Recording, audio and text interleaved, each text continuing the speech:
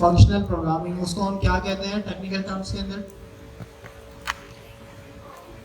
Procedural programming. कौन सी programming? Procedural programming. Functional programming भी आप कह सकते हैं, जिसके आप वेरिएबल्स बना रहे हैं, फंक्शंस बना रहे हैं, इफ एल्स की कंडीशंस लगा रहे हैं। जो अभी तक आप काम करते हैं वो आपकी है प्रोसीजरल प्रोग्रामिंग। जी हाँ, अभी तक आपने फंक्शंस बनाए, इफ एल्स की कंडीशन, लूप्स, ये सारी चीज़ें आपकी जो कहलाती हैं, ये कहलाती है फंक्शनल प्रोग्रामिंग।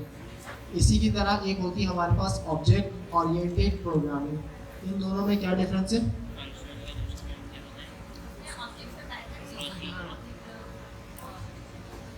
ठीक है, इसमें ऑब्जेक्ट और मेथड यूज होते हैं, लेकिन वही काम तो मैं प्रोसीजरल प्रोग्रामिंग में भी कर सकता हूँ। अगर आप मुझे कहते हैं कि ऑब्जेक्ट ओरिएंटेड के अंदर आपके पास क्लासेस होती हैं, ऐसा ही है ना? हमारे पास क्लासेस होती हैं, ऑब्जेक्ट का हम एक ब्लूप्रिंट बना लेते हैं। ठीक है, मैं समझ गया। अच्छा, ये इजी है, क्यों इजी है? ठीक है, रीयूजेबल है, बिल्कुल है, इजी भी है, कम कोड लिख के आप काम ज़्यादा कर सकते हैं ऑब्जेक्ट ओरिएंटेड के अंदर। लेकिन एक अगर मैं आपको केस बताऊं, एक केस है, लेट सपोज आप बाइकिया या करीम टाइप की एप्लीकेशंस आपने देखी, बिल्कुल देखी। उसके अंदर क्या क्या चीज़ें होती हैं? यूज़र होता है, यूज़र की pickup location, drop of location और ड्राइवर की इंफॉर्मेशन होती है। चार चीज़ें तो मस्ट होती हैं, और कुछ हो या ना हो, ऐसा ही है। yes, sir. अब लेट सपोज आपकी राइड की कितनी टाइप्स होती हैं? बाइक होती है, कार होती है, कार विद एसी होती है, रिक्शा होता है, कोरियर सर्विस होती है, और भी मल्टीपल टाइप की आपकी उसके अंदर कैटेगरीज बनी हुई है, ऐसा ही है। ठीक है, अब लेट सपोज ड्राइवर की इंफॉर्मेशन आपकी कैटेगरी पे डिपेंड करती है, एम आई राइट? Yes, sir. जो कैटेगरी होगी उसके अकॉर्डिंग ड्राइवर सेलेक्ट किया जाएगा। यूज़र की इंफॉर्मेशन के अंदर क्या क्या चीज़ें चाहिए होती हैं? Name. यूज़र का नेम, यूज़र का कॉन्टैक्ट नंबर, Very nice. और यूज़र की pickup location, drop of location, ऐसे ही। अब एक यूज़र तो हमारे पास है नहीं, Multiple. मल्टीपल यूज़र्स हैं। ठीक है, हमने एक फंक्शन बना लिया डायनेमिक करके, पैरामीटर्स दे लिए 4 इसके अंदर, फंक्शन के अंदर, जिसमें यूज़र का नेम आ रहा होगा, फ़ोन नंबर आ रहा होगा, पिकअप लोकेशन और ड्रॉप ऑफ लोकेशन आ रही होगी, ऐसा ही। अब जब मैं लेट सपोज मैंने एक फंक्शन बनाया यूज़र इंफॉर्मेशन के नाम का, 4 पैरामीटर है उसके अंदर, user name, user contact number, user pickup location, user drop of location. ठीक है, 4 उसके अंदर पैरामीटर्स हैं। अभी चारों पैरामीटर्स आपके लेट सपोज फंक्शन के अंदर वेरिएबल्स बन रहे हैं, pickup location is equal to pickup location and so on, चारों की तरह बन गए। कोड समझ आ रहा है माइंड के अंदर जो चल रहा है? अभी सिर्फ हम प्रोसीजरल प्रोग्रामिंग कर रहे हैं, मैं जैसे एक नॉर्मल फंक्शन बना रहा हूँ DEF करके, जो हम डायरेक्टली बनाते हैं, कोई क्लास नहीं बनाएंगे। ये चीज़ समझ आ गई, फंक्शन बन गया, यूज़र की इंफॉर्मेशन आ गया। अब कैटेगरी सिलेक्शन किस तरह से बनाएंगे आप प्रोग्राम कैटेगरी का?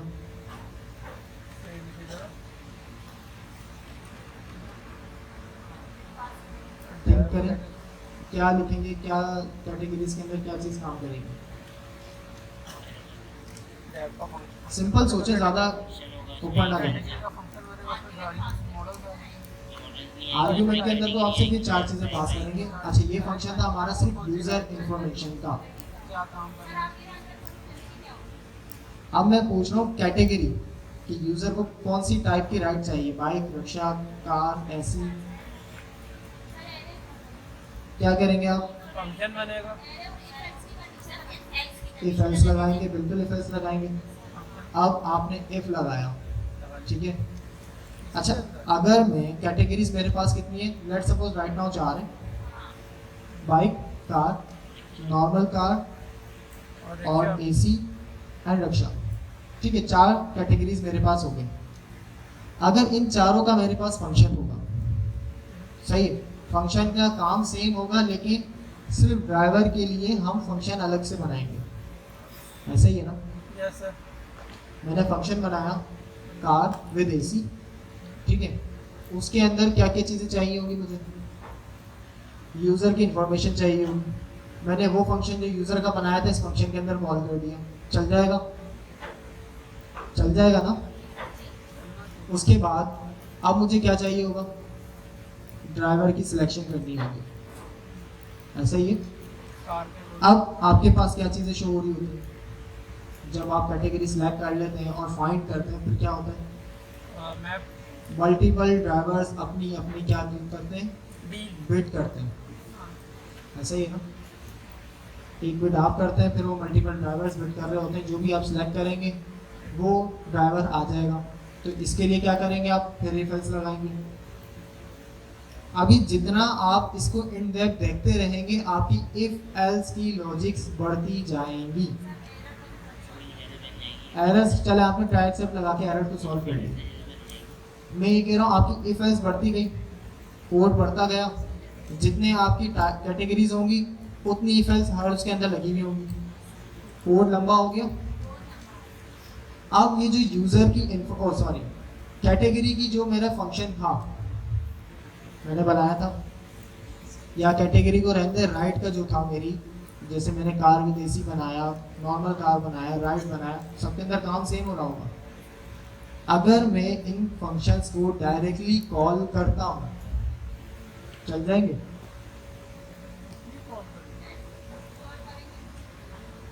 लेट सपोज अगर मैं कर देता हूँ फंक्शन मेरे पास चल जाएंगे, बिल्कुल चल जाएंगे। जब मैं कॉल करूँगा फंक्शन तो लाजमी चलेगा ना, ऐसे ही ये यूज केस में करके भी दिखा दूंगा, उसका इशू नहीं है। लेकिन अभी राइट नाउ फंक्शन मेरे पास चलेगा, ऐसे ही बिल्कुल चलेगा। लेकिन मुझे क्या करना था, मेरा जो कैटेगरी वाला फंक्शन था वो उस सूरत में चले जब मेरे पास यूजर की इंफॉर्मेशन आ जाए। क्या ये चीज हुई यहाँ पे? नहीं हुई ना। मैं कोई भी फंक्शन अगर डायरेक्टली कॉल करता हूँ तो चल जाएगा, यूजर की इंफॉर्मेशन तो तब चलेगी जब मैं उस फंक्शन को कॉल करूँगा, ऐसा ही। तो यहाँ पे मेरी रिस्ट्रिक्शन नहीं हो पा रही कि मैं चाह रहा हूँ ये चीज़ तब चले। अब अगर आप ये चीज़ भी चाह रहे हैं तो फिर आप बोलेंगे इफ एल्स लगा देंगे सर, हम इफ एल्स लगा देंगे, जब यूजर का फंक्शन चलेगा तभी आप ये वाले फंक्शन चलाएंगे, अदरवाइज नहीं चलाएंगे। हम इफ एल्स लगा दें फिर कोड और गंदा हो गया। जितनी इफ एल्स बढ़ती जाएंगी उतनी कॉम्प्लेक्सिटी बढ़ती जाएगी। तो क्या कोई ऐसा तरीका है कि हम साफ सुथरा काम भी कर लें और ये वाली फंक्शनलिटी भी हमारी परफॉर्म हो जाए? यहाँ पे शाइन कहती है आपकी ऑब्जेक्ट ओरिएंटेड प्रोग्रामिंग। आप पूछें कैसे करते हैं?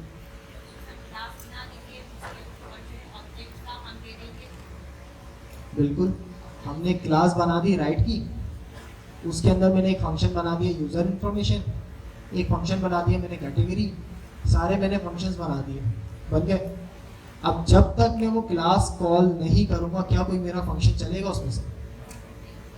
नहीं चलेगा, रिस्ट्रिक्शन लग गई उसके अंदर।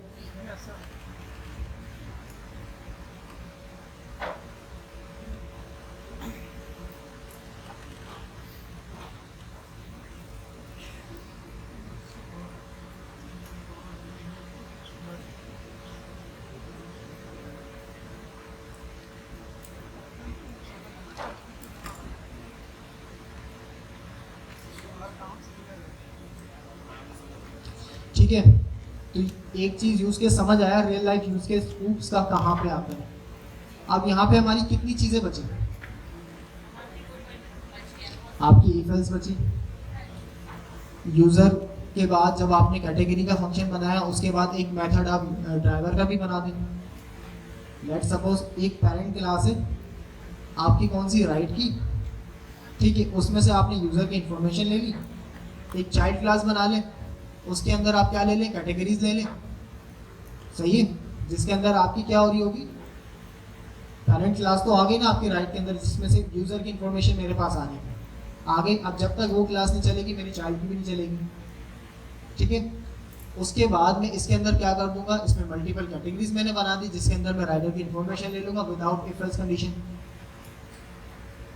जब तक क्लास आपकी कॉल नहीं होगी आपका फंक्शन चलेगा ही नहीं, और उस फंक्शन के अंदर आप एट्रीब्यूट्स मेथड्स, ये सारी चीज़ें आप लगाते हुए सारा काम कर लेंगे without any if else condition.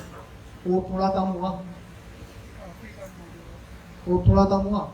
अब भले आपकी जितनी भी कैटेगरीज हो, हर कैटेगरी के अंदर सिर्फ वो क्लास लगानी है और कुछ भी नहीं। ऐसा ही है, हर कैटेगरी का अलग से फंक्शन मुझे नहीं बनाना पड़ा।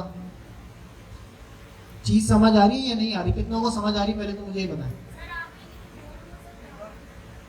बिल्कुल करके दिखा दूंगा, बिल्कुल कर लेते हैं।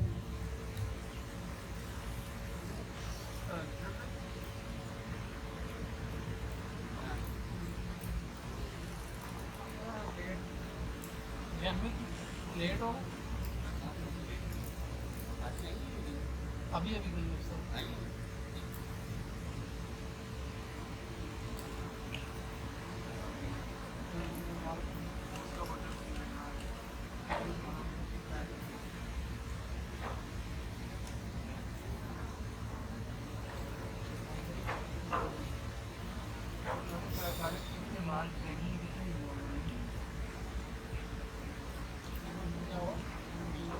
गरम हो गया मोबाइल। अच्छा जी, लैपटॉप कनेक्ट हो जाए देन मैं आपको वो भी करके दिखा देता हूँ कोड। ये चीज़ तो यूज़ केस एक हमें समझ आ गया ओप्स का।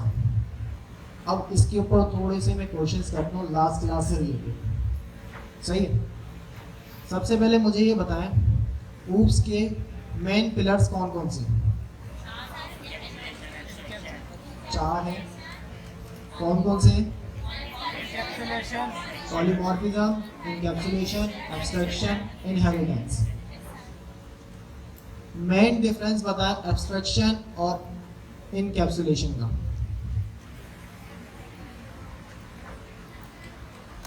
मेन डिफरेंस क्या है इनकैप्सुलेशन और एब्स्ट्रैक्शन का? जल्दी से।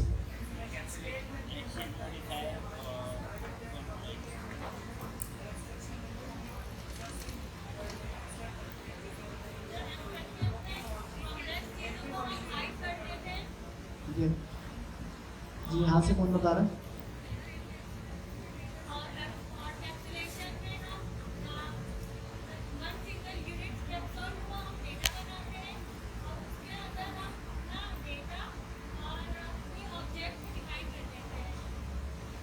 ठीक है, बिल्कुल सही है। यहाँ से बताया है कि भाई इनकैप्सुलेशन के अंदर आपके पास एक्सेस मॉडिफायर्स होते हैं। कौन कौन से होते हैं? प्राइवेट, प्रोटेक्टेड और पब्लिक। सही है। और एब्स्ट्रैक्शन के अंदर कॉम्प्लेक्सिटी हम यूजर से हाइड करते हैं। बिल्कुल सही है, ये चीज़ सही है। ओके, मुझे 2 मिनट दें, मैं फिर इसका काम करते हैं।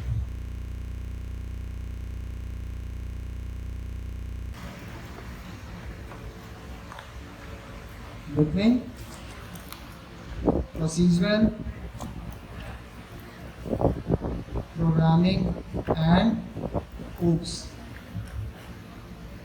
we have an example of RISE, उसने अपना a स्विच लगाने के multiple चक्कर में category। अरे मेरा भी नहीं चलता है, अब वो चार्जर का लगाएगा, नहीं चल रहा, ये चल ही नहीं रहा। वो बंद कर दिया। ओके, लेट्स सी हमारे पास क्या आता है, देन उसको हम क्या करेंगे, थोड़ा सा अपने हिसाब से अपने एग्जांपल के मुताबिक मॉडिफाई कर लेंगे।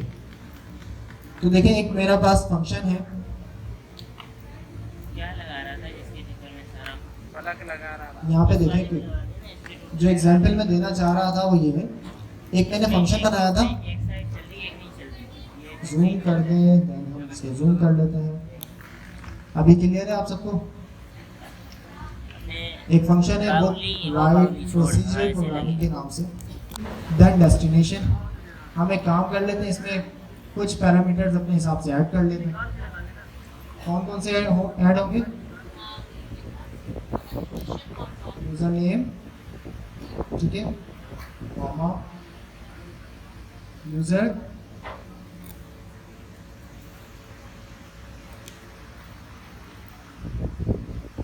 पिकअप लोकेशन,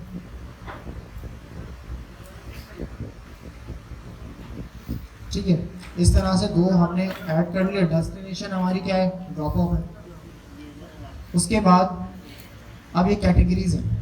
इफ कैटेगरी अगर इक्वल होती इकोनॉमी के तो आपने क्या करना है, इकोनॉमी राइट दिखा देनी है। कैटेगरी इक्वल होती है प्रीमियम, देन प्रीमियम दिखा दें। कैटेगरी इक्वल होती है लग्जरी तो आप लग्जरी दिखा दें, and so on. Multiple categories जितनी भी इसी तरह बताया ना इफ एल्स की कंडीशन। अब यूज़र की इंफॉर्मेशन जो हमारे पास आ रही थी, क्या क्या आ रही थी, मैं कहता हूँ यहाँ से भी कुछ कह रहा है, जूम कर दें। User name is equal to user name, ठीक है। या हम यहाँ पे हार्ड कोडेड कुछ रख लेंगे,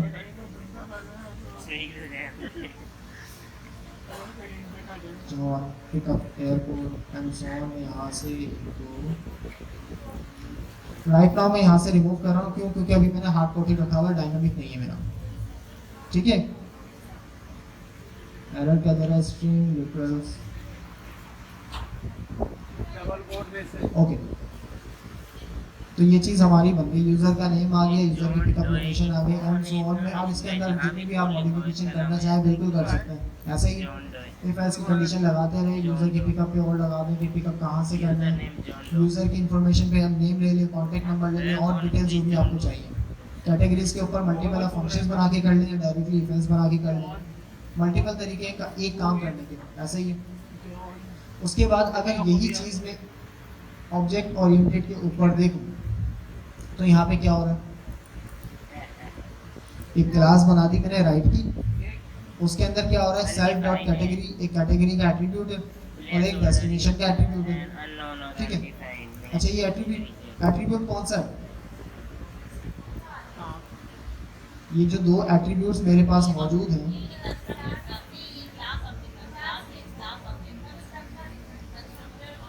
मेरे पास दो किस्म के एट्रीब्यूट्स होते हैं, क्लास एट्रीब्यूट, ऑब्जेक्ट एट्रीब्यूट। ये कौन सा एट्रीब्यूट, ऑब्जेक्ट एट्रीब्यूट क्यों है,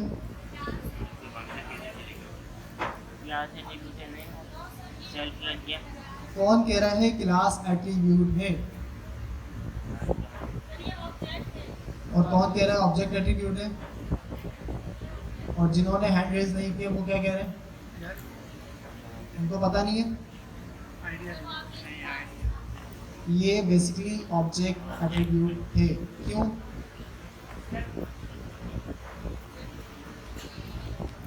ऑब्जेक्ट एट्रीब्यूट क्यों है, इसका रीजन कौन बताएगा। बिकॉज ये कंस्ट्रक्टर के अंदर बना हुआ है या किसी मेथड के अंदर बना हुआ है, दैट्स वाई ये क्या है, ऑब्जेक्ट एट्रीब्यूट है। अगर आपने क्लास एट्रीब्यूट बनाना है तो क्लास को इनिशियलाइज करते ही डायरेक्टली आपने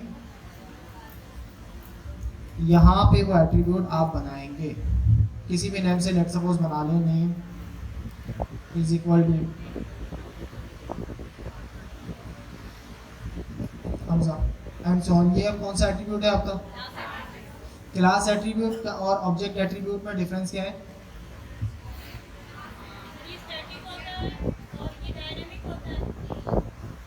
आप क्लास एट्रीब्यूट को भी डायनामिक बना लें, डिपेंड करते हैं, इनपुट का फंक्शन लगाते हैं। मेन डिफरेंस क्या है इस क्लास एट्रीब्यूट और ऑब्जेक्ट एट्रीब्यूट के अंदर,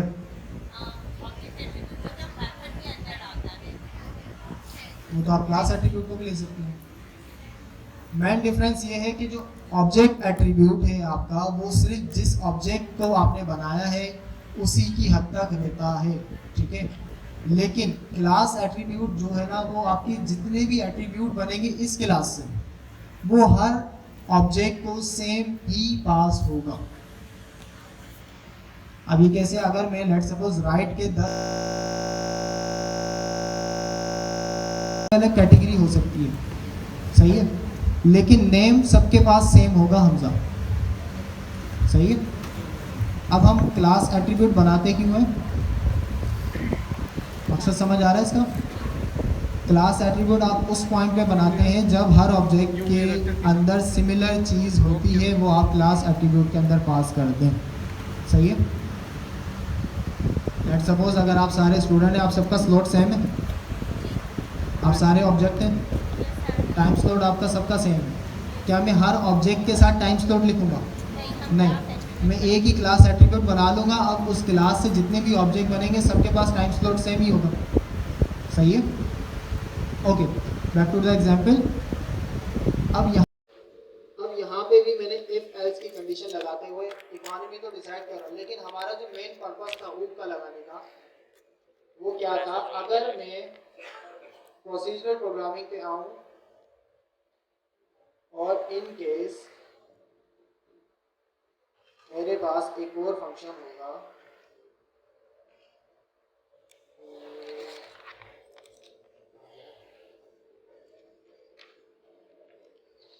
DEF,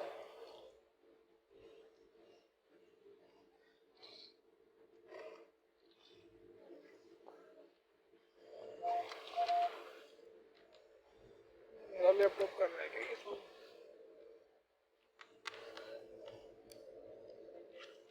एक मेरे पास कैटेगरी का फंक्शन, मुझे रिक्वायर्ड ये करना था कैटेगरी का फंक्शन मेरा तब चले जब मेरा बुक राइट का फंक्शन चले।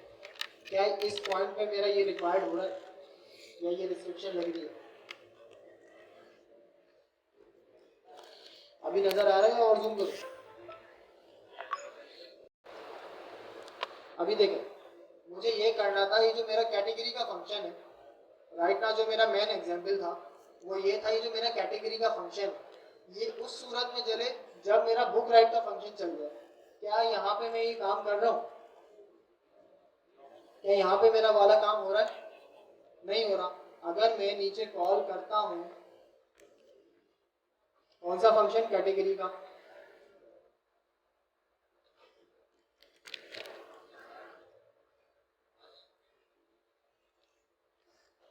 ये फंक्शन मैंने कॉल कर दिया, ये चल जाएगा? बिल्कुल चल जाएगा, ऐसे ही है ना। अब अगर आप रिस्ट्रिक्शन लगाना चाह रहे हैं फिर कोई इफ एल्स की कंडीशन लगा देंगे, ऐसे ही है।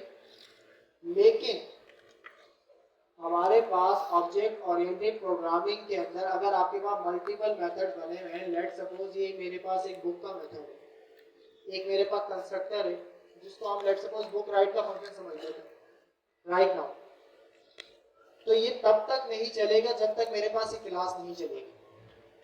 इसको मैं डायरेक्टली कभी भी यूज नहीं कर सकता। तो ये फायदे हैं आपके कुछ ऊप्स के यूज करने के। यहाँ तक चीज एग्जाम्पल समझ आ गई। अब हम आ जाते हैं अपने चैप्टर 12 के ऊपर।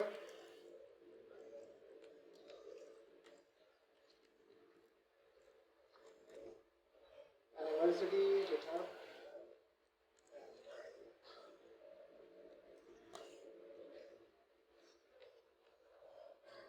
Modern AI Python.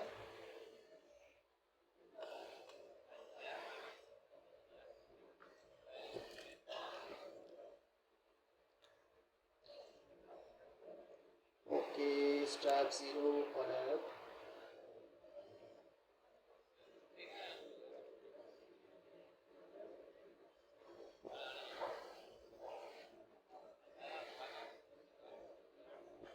ऐसा ही बात है।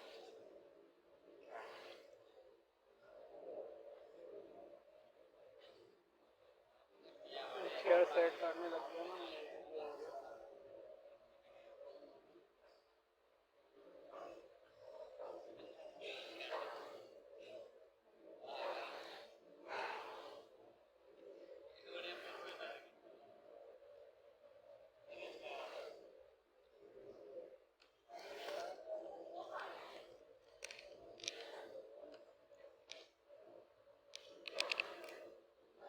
ये वाली एग्जांपल आप पूछ रही हैं स्कोप के अंदर होगी? हाँ, ये दो पार्ट्स अलग अलग हैं। वो कुछ ऊप्स एडवांस है, फर्स्ट पार्ट है आपका ऊप्स बेसिक।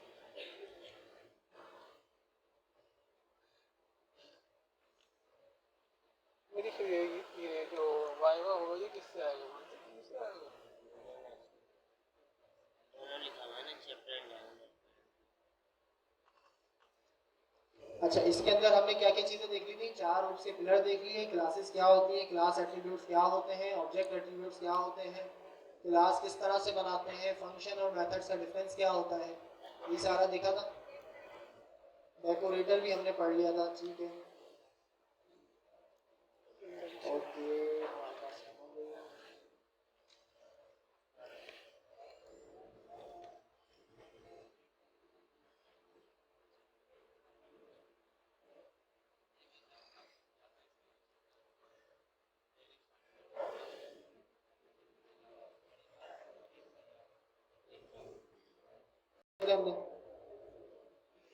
डेकोरेटर्स जो देखे थे, स्टैटिक मेथड डेकोरेटर देखा था, क्लास मेथड डेकोरेटर देखा था, इन दोनों में डिफरेंस क्या है?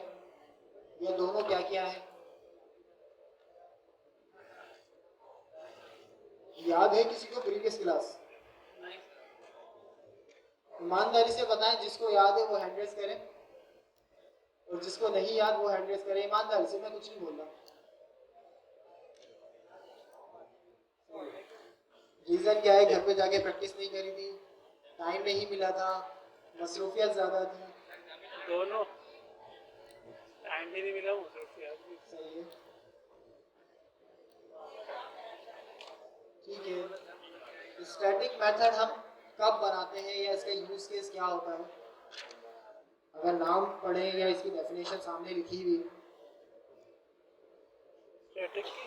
Static method are independent of both the class and its instance, they don't have access to self और CLS।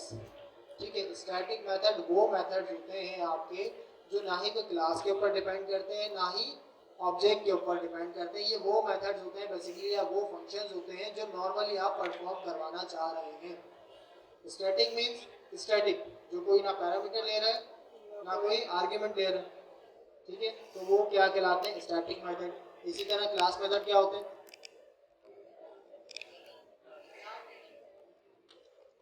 वो तो आप वैसे भी नॉर्मल मेथड में भी करते हैं ना। क्लास मेथड के अंदर आपका जो फर्स्ट फिक्स पैरामीटर होता है वो चेंज होता जाता है, सेल्फ से CLS हो जाता है। वैसे लिख तो आप कुछ भी सकते हैं, लेकिन स्टैंडर्ड क्या है? CLS। अब डिफरेंस क्या है? ये जो क्लास मेथड है ये वर्क करता है आपके क्लास लेवल के ऊपर। आप इसको डायरेक्टली क्लास का नेम और डॉट करके भी एक्सेस कर सकते हैं। ये वो मेथड होते हैं जो आपकी क्लास के साथ चलते हैं।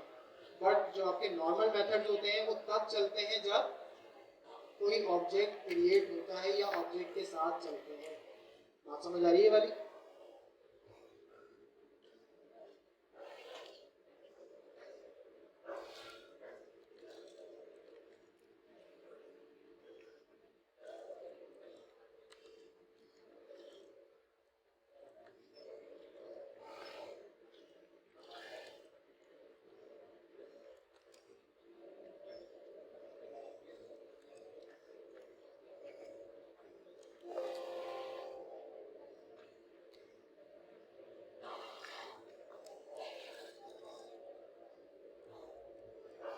अब ये वो हल्की हल्की चीज़ें जो मेरे को नज़र आती जा रही है, मैं आपसे पूछना जा रहा हूँ, लेकिन मुझे ऐसा लग रहा है कि आप में से 5% ने प्रैक्टिस करी है, बाकी 95% की कोई बहुत ज़्यादा मसरूफियत थी जिन्होंने घर पे जाके इसको देखा भी नहीं। ऐसा ही है या मैं गलत समझ रहा हूँ? मैं बिल्कुल सही समझ रहा हूँ, ऐसा ही है ना? क्या मसरूफियत थी आपकी क्लास से ज़्यादा इम्पोर्टेंट जो थी आपकी? जंग हो रही थी, आप लड़ रहे थे क्या? टीम वॉर लड़ रहे थे सर। आपको भेजा गया था जहाज के अंदर जाएं, जाके जंग का देखें, आपको करना है कुछ ना कुछ, आपने ही करना है, और तो कोई कुछ करेगा नहीं। सोशल मीडिया पे ही वॉर लड़ रहे हैं। एंजॉय कर, जंग भी कोई एंजॉय करने की चीज है भाई। देखें, जंग कोई एंजॉय करने की चीज नहीं है। जंग जब होती है तो हर कोई लड़ता है, जब आती है आपके ऊपर। ठीक है, फिलहाल तो अभी जो जंग हो रही थी वो सिर्फ आर्मीज के दरमियान में हो रही थी, जो कि राइट नाउ सीज फायर हो चुका है। ठीक है, तो अब जंग भी नहीं हो रही। मूड खराब हो गया।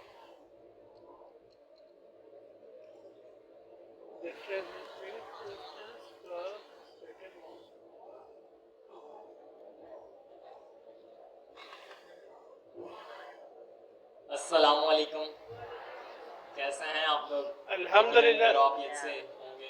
आज आप भी परेशान हो गए होंगे कि सर हमसे पहले यहाँ मौजूद होते हैं, आज ही कहाँ आधा घंटा लेट हो गए। So for the very first time in my history, मैं पहली मर्तबा अपनी GIIC की क्लास में आज लेट हुआ हूँ, सिर्फ आधे घंटे के लिए। आज से पहले कभी इतना लेट नहीं हुआ। किसी ने खूब कहा है, किसी ने क्या हमारे माँ बाप ने ही कहा है कि भाई रात को जल्दी सो जाया करो ताकि सुबह टाइम पर आँख खुल जाए। आँख नहीं खुलती, आप सबको पता है यार। खैर मैं मानेगिरी नहीं कर रहा था, मैं काम ही कर रहा था रात को, बट काम थोड़ा ज़्यादा था तो देर हो गई सोते सोते, और सुबह थोड़ी देर से आँख खुली। इसी सिलसिले में आज देर से यहाँ पर आना हुआ, बट मैंने हमजा भाई को कॉल कर दी थी कि हमजा भाई अगर मैं थोड़ा सा लेट हो जाऊँ तो आप टैकल कर लीजिएगा। यकीनन सर ने अब तक लास्ट क्लास का ओवरव्यू ले लिया होगा और चंद एक स्पेसिफिक चीज़ें भी डिस्कस की होंगी। Yes sir. लास्ट वीक हमने हैकाथॉन और looks like the hackathon $1 challenge announce किया था अगेन। तो उसमें किस किस ने अपनी पार्टिसिपेशन ली है और प्रोडक्ट को कंप्लीट किया है? Please raise your hands those who have completed the product. ठीक है, अच्छा, कोई ऐसे हैं यहाँ पर जिन्होंने अपनी फर्स्ट प्रोडक्ट को या फिर फर्स्ट पार्टिसिपेशन को ही इम्प्रूव किया हो? मतलब जो आपने पहले वीक में कोई भी स्पेसिफिक CLI या फिर टूल या फिर वेब एप्लीकेशन बनाई थी, जिसको यहाँ पर मैं एक प्रोडक्ट कह रहा हूँ, उसको इम्प्रूव किया हो? कोई ऐसा है यहाँ पर, या सबने यूनिक बनाई है? सर यूनिक है। चलें, डेट्स अमेजिंग। मैं देख रहा था काफ़ी सारे स्टूडेंट्स ने फॉर्म को फिल आउट किया है विद अमेजिंग प्रोडक्ट्स। सो देखते हैं आज कौन विनर होता है। लास्ट क्लास में, बिल्कुल लास्ट में मैंने देखा था यहाँ पर बहुत सारे बंदे पुरजोश थे कि हमारा नाम आएगा, बट उनका नाम नहीं आया। और फिर वो यहाँ से मोटिवेट होकर गए या इंस्पायर होकर गए कि इंशाल्लाह नेक्स्ट वीक तो आ ही जाएगा, और अगर नहीं आया तो फिर बस मेहनत तो करते रहनी है ना, क्योंकि हमारे पास विनर सिर्फ 2 ही होंगे, एक मेल में से और एक फीमेल में से।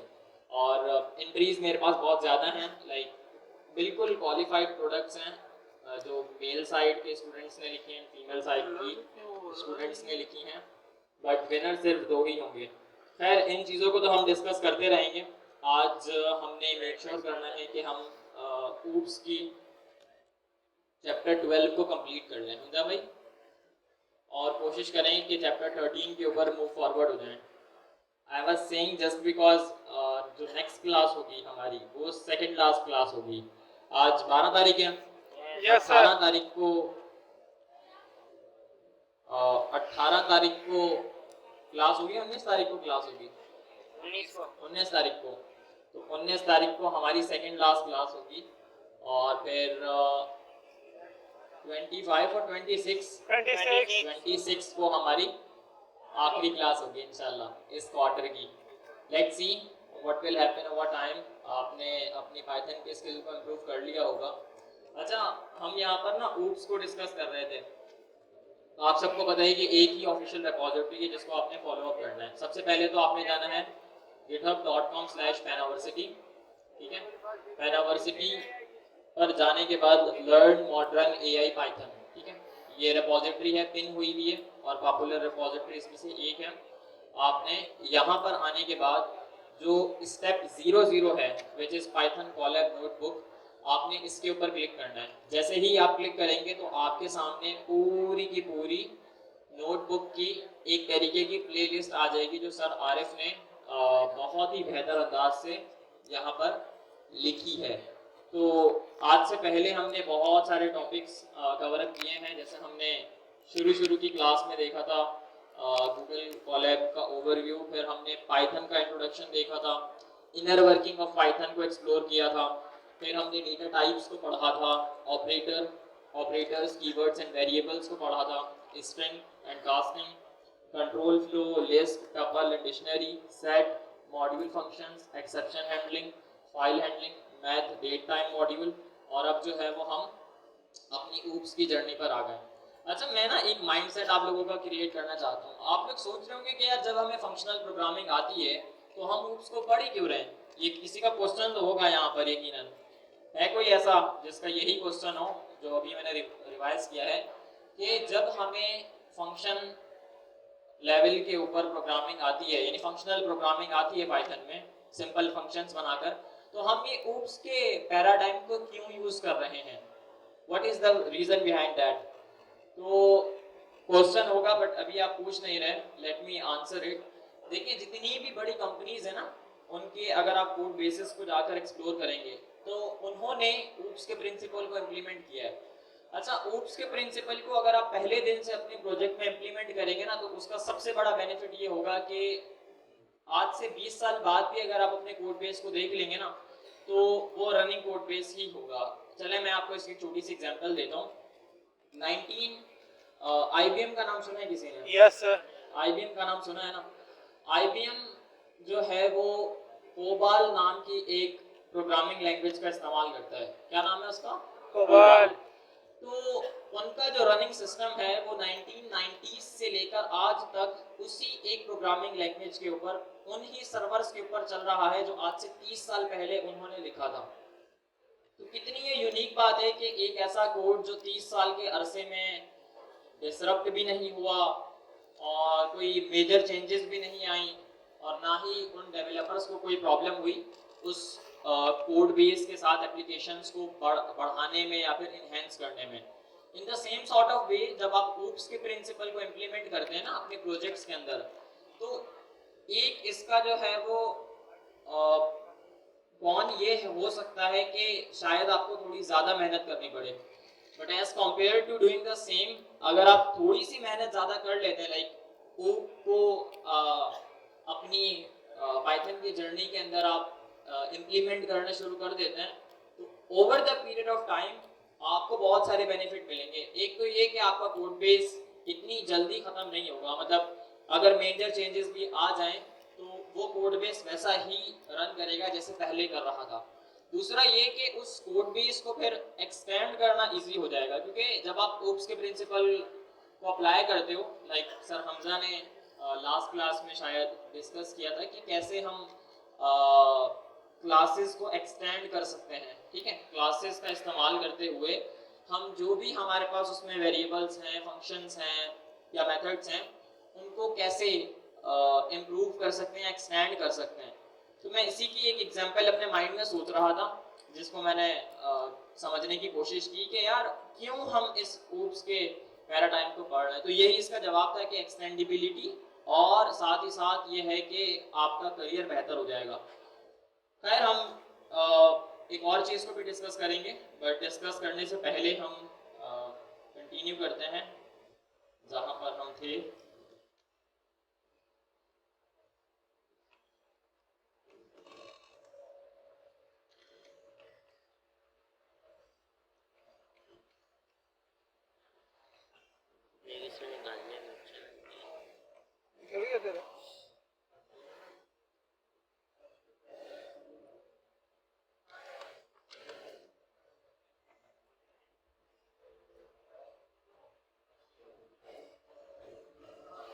ठीक है जी, तो यही वाला चैप्टर हमारा चल रहा था। इसके अंदर हमने इनिशियली कोड जो था ऊप्स का, इसको फिलहाल स्किप किया था, ऐसे ही था, स्किप किया था। अच्छा, इनकैप्सुलेशन पता है क्या होता है? क्या होता है?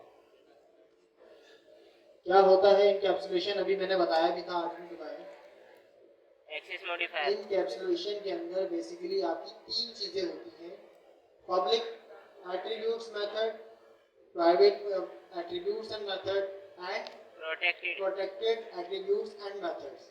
ये तीन चीजें आपकी होती हैं। चाहे तो आप एट्रीब्यूट को प्राइवेट करें या प्रोटेक्टेड करें, या मेथड को प्राइवेट करें या प्रोटेक्टेड करें। इन दोनों को करने का तरीका कैसा है? अगर आपको कोई एट्रीब्यूट या मेथड प्रोटेक्टेड बनाना है तो सिंपल उसके नाम से पहले क्या लगाना है? Single underscore. ठीक है, अगर आपको प्राइवेट बनाना है तो क्या करना पड़ेगा? डबल अंडरस्कोर लगाना पड़ेगा। ठीक है, सिर्फ स्टार्ट में, आखिर में नहीं। अब लेट सपोज ये बनाने का मकसद होता क्या है? क्यों हम प्रोटेक्टेड बनाए या क्यों हम प्राइवेट बनाए? प्रोटेक्टेड एट्रीब्यूट्स और मेथड जो होते हैं ना आपके, ये हम सबसे पहले पब्लिक को डिस्कस करते हैं। पब्लिक जो आपके मेथड या एट्रीब्यूट होते हैं वो क्या होते हैं? आपका हर जगह एक्सेसिबल होते हैं, ऐसा ही है। चाहे तो वो आप क्लास के अंदर कर रहे हो, उसकी सब क्लासेस यानी चाइल्ड क्लासेस के अंदर कर रहे हो, या क्लास के बाहर कर रहे हो, ये पब्लिकली एक्सेसिबल है, ठीक है। लेट सपोज अगर मेरे पास एक ये मेथड है, लेट सपोज ये मेरे पास कलर है, ये पब्लिक एट्रीब्यूट है। अगर मैं कहता हूँ एक ऑब्जेक्ट बनाता हूँ, कहता हूँ obj is equal to car की क्लास है, ठीक है। इसके अंदर मुझे दो चीजें पास करनी है। सबसे पहले कलर होगा, कलर मैंने दे दिया लेट सपोज ग्रीन, और क्या है, स्पीड होगी मेरी लेट सपोज 120, ठीक है। ये दो चीजें मैंने पास कर दी। अब ये जो मेरा कलर है ये मैं पब्लिकली एक्सेसिबल है, ऐसे ही है ना। मैं कहता हूँ obj डॉट कलर आ जाएगा। उसके बाद मैं कहता हूँ print obj dot underscore speed, ठीक है। स्पीड क्या है मेरी, प्राइवेट है। क्या वो यहाँ पे एक्सेस हो जाएगी, नहीं होगी। Let's see. अच्छा, मैंने बताया पब्लिक आपकी हर जगह एक्सेसिबल होती है। पहले तो पब्लिक को देख लेते हैं, बाद में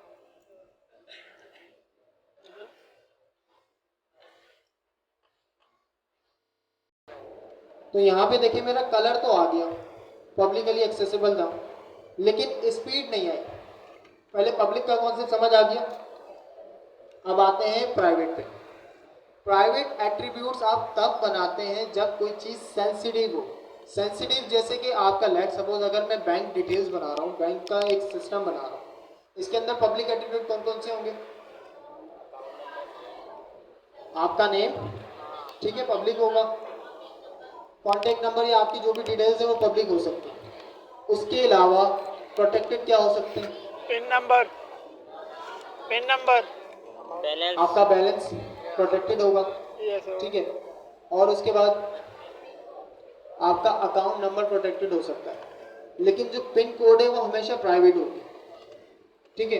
पिन कोड कभी भी प्रोटेक्टेड नहीं रखिएगा। क्यों नहीं रखिएगा, इस पे थोड़ी सी डिस्कशन हम करते हैं। अभी लेट सपोज हमें पब्लिक समझ आ गया। अब आते हैं प्रोटेक्टेड के ऊपर।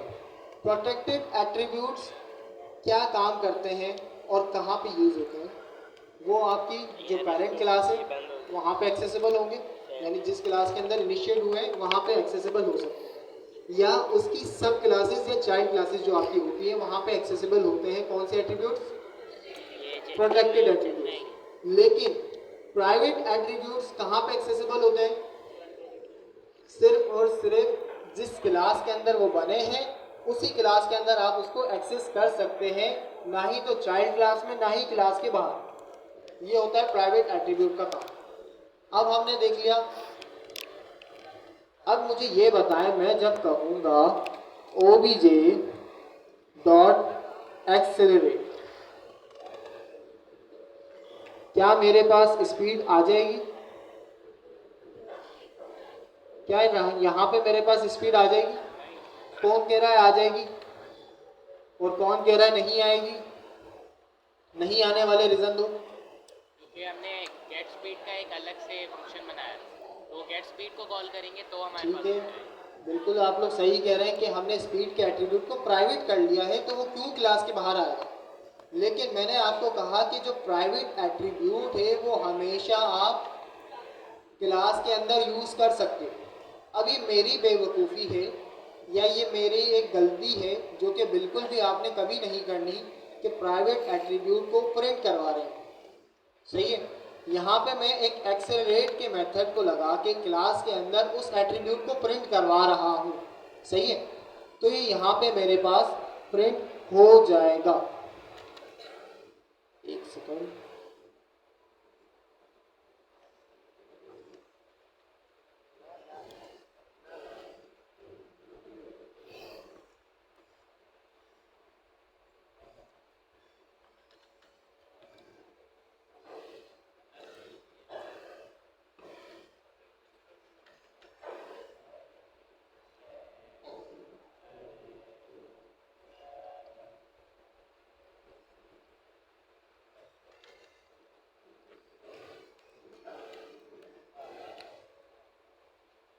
ठीक है, हो गया प्रिंट, प्रिंट हो गया प्राइवेट एट्रीब्यूट। यस कैसे प्रिंट हो गया, उसको मैंने क्लास के अंदर रहते हुए प्रिंट कर दिया। तो ये मेरी क्या है, बेवकूफ़ी है। सही है। अगर मैं कहूँगा गेट स्पीड तो इस मेथड के थ्रू मेरे पास स्पीड आ जाएगी, लेकिन मैंने एक्सेलरेट के थ्रू प्रिंट करवा दिया है। सही है। दोनों का काम अभी राइट नाउ क्या है, स्पीड को शो करना। ये चीज़ समझ आ रही है आपको? लेकिन ये काम बिल्कुल नहीं करना, ये रूल्स के क्या है, अगेंस्ट है, इसको आप नहीं करते। अच्छा, प्राइवेट एट्रीब्यूट हम सिर्फ क्लास के अंदर रहते हुए यूज़ कर सकते हैं। अगर मैं इसकी एक चाइल्ड क्लास बना दूं, मैं लेट सपोज कहता हूं क्लास न्यू कार, ठीक है। ये एक्सटेंड किसको करेगी, कार की क्लास को, ठीक है। उसके बाद अब इसके जितने भी एट्रीब्यूट्स हैं और जितने भी मेथड्स हैं सारे इसके अंदर आ गए होंगे, ऐसा ही है। तो अगर मैं कहता हूँ एक कंस्ट्रक्टर मैंने बना लिया जो कि क्या कर रहा है, पेरेंट क्लास के कंस्ट्रक्टर को कॉल कर रहा है। फिलहाल ये आपको कंफ्यूज कर रहा होगा आई थिंक, ठीक है। मैंने जस्ट एक क्या कर लिया, कंस्ट्रक्टर बना लिया जो सिंपली अभी कुछ भी नहीं कर रहा। सही है। उसके बाद मैं एक मेथड बना लेता हूँ DEF। अच्छा, ये मैं फंक्शन बना रहा हूँ, ये क्या बना रहा हूँ, मेथड। मेथड में कहता हूँ गेट या सिंपली स्पीड, सेल्फ का कीवर्ड फिक्स है, ऐसा ही है। और अब वो जो प्राइवेट एट्रीब्यूट था उसको मैं इनहेरिटेड क्लास या चाइल्ड क्लास के अंदर एक्सेस करने की कोशिश कर रहा हूँ, लाइक दिस। सही है। मैं क्या करता हूँ, एक न्यू ऑब्जेक्ट बना लेता हूँ, obj1 is equal to new car, और उसके बाद मैंने उस एट्रीब्यूट को कॉल कर लिया एंड देन मैं इसको प्रिंट करवा लेता हूँ ताकि वो मुझे शो भी हो जाए। सही है। कोड समझ आ रहा है आपको, क्या कह रहा है, एट्रीब्यूट एरर। एट्रीब्यूट एरर में क्या कह रहा है, new class has no attribute new car underscore speed. इस तरह का हमारे पास कोई एट्रीब्यूट नहीं है। तो ये चीज़ समझ आई कि प्राइवेट एट्रीब्यूट सिर्फ अपनी जिस क्लास में बनती है वहीं एक्सेसिबल होते हैं, ठीक है। लेकिन अगर हमारे पास प्रोटेक्टेड होता तो मैं कलर को प्रोटेक्टेड बना लेता हूं इस तरह से। सही है। मैंने कलर के एट्रीब्यूट को क्या कर लिया, प्रोटेक्टेड कर लिया। अब ये मेरे पास क्लास के बाहर पब्लिकली एक्सेसिबल तो नहीं होगा इस तरह से, यही है ना। अगर मैं देखूं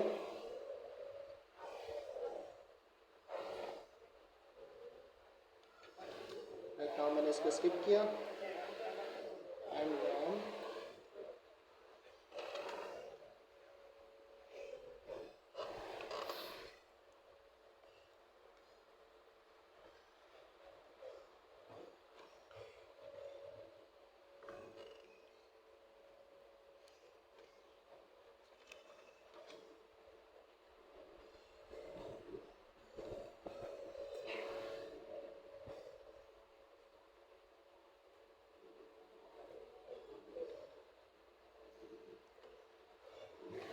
अच्छा, अब आप लोग बोलेंगे सर ये तो आ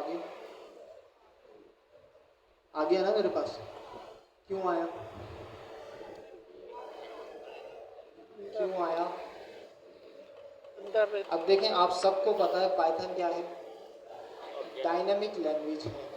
ये आपको रिस्ट्रिक्शन नहीं लगा के देती, सही है, इसके ऊपर रिस्ट्रिक्शन नहीं है। लेकिन ऊप्स के कॉन्सेप्ट के ये अगेंस्ट है कि आप क्लास के बाहर इसको एक्सेस कर रहे हैं। इस चीज़ को जहन में रखिएगा, सही है। ये क्या है, ऊप्स के कॉन्सेप्ट के अगेंस्ट है। अगर मैं चाहूँ तो मैं प्राइवेट एट्रीब्यूट को भी क्लास के बाहर एक्सेस कर सकता हूँ, सही है। अगर मैं चाहूँ तो मैं प्राइवेट एट्रीब्यूट को भी क्लास के बाहर एक्सेस कर सकता हूँ। वो मैं कैसे कर सकता हूँ उसको भी मैं बता दूंगा। फिलहाल मैं कहता हूँ print self dot underscore colour. ये वाला काम मैं बिल्कुल कर सकता हूँ। ये रूल्स के अगेंस्ट नहीं है, ठीक है। लेकिन अगर आप क्लास के बाहर इसको एक्सेस करने की ट्राई करते हैं तो आपको क्या कहता है, एरर दे देता है।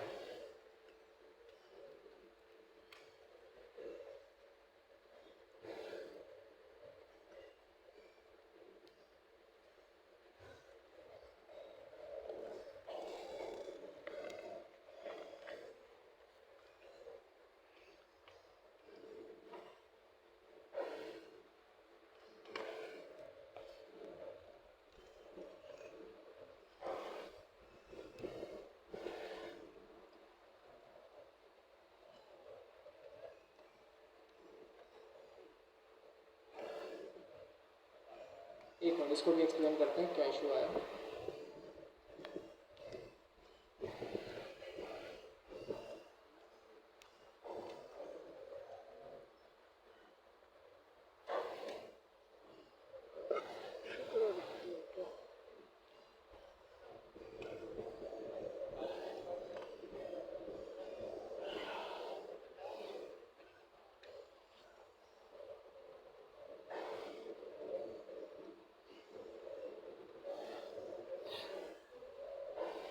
सही है, मैं समझ गया। ब्रो किसे एक्सेस कर लेगा?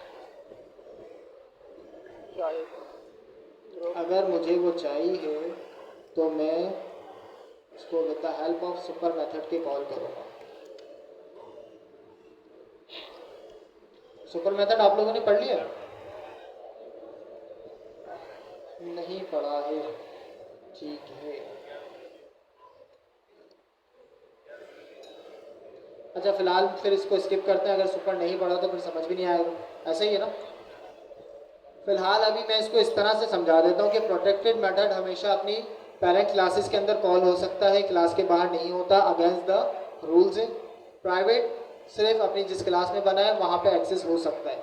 अगर मुझे चाहिए कि प्राइवेट एट्रीब्यूट में क्लास के बाहर कॉल कर सकूँ तो वो भी एक मेथड है, उसको भी हम एक्सप्लोर करते हैं।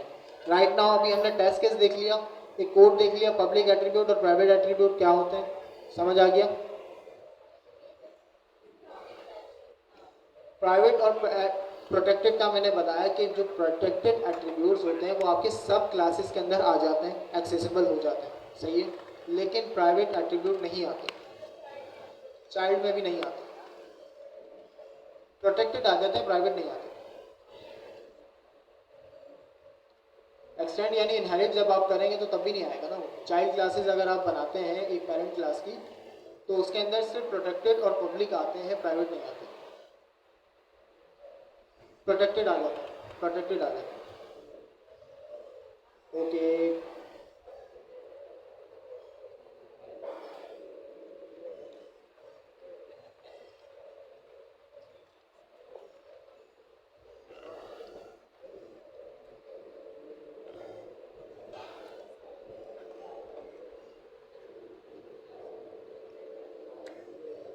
आओ फिर ब्रो।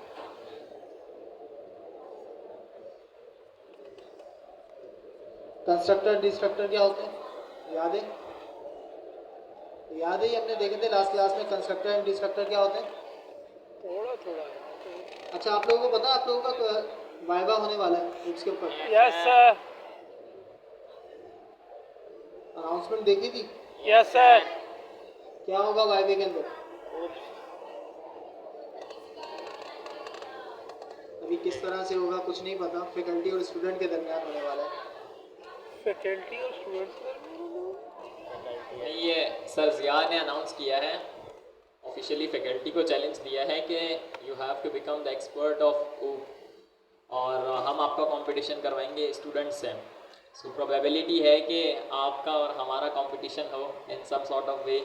सर अमीन भी यहाँ पर मौजूद होंगे और आई डू थिंक सो 20 से 26 के दरमियान में तो हमारी क्लास नहीं है ना, आखिरी क्लास 26 को ही है और 26 को ये क्वार्टर प्रोबेबिलिटी है कि एंड होगा। 26 को ही हमारा ये आखिरी क्लास हमारी होगी जहाँ पर वाइवा होगा। ऐसे ही हमजा भाई, अभी तक तो यही चांसेस है, तो आप लोगों को मौका मिल जाएगा समझने का कि बेसिकली ये वाइवा के अंदर हो क्या रहा है। तो आपके पास एक ये गोल्डन चांस है अपने आप को प्रूव करने का कि भाई हाँ मैं काबिल हूँ सेक्शन ए में जाने के लिए, सेक्शन बी में जाने के लिए, सी में जाने के लिए, डी में जाने के लिए, एनीथिंग लाइक दैट। तो सेक्शन को तो खैर मैंने यहाँ पर इस वजह से कहा है, जस्ट आपको ये प्रूव करना है कि मैं best out of the best हूँ। और ये प्रूव करने के लिए जब वाइवा होगा तब पता चल जाएगा कि ये तमाम तर चीज़ें कैसे वर्क करेंगे बिहाइंड द सीन। सो अभी उसकी डिटेल्स हम नहीं शेयर कर सकते, सर अमीन ही करेंगे सब कुछ जो करेंगे। खैर हो गई, कंटिन्यू करते हैं। हमजा भाई,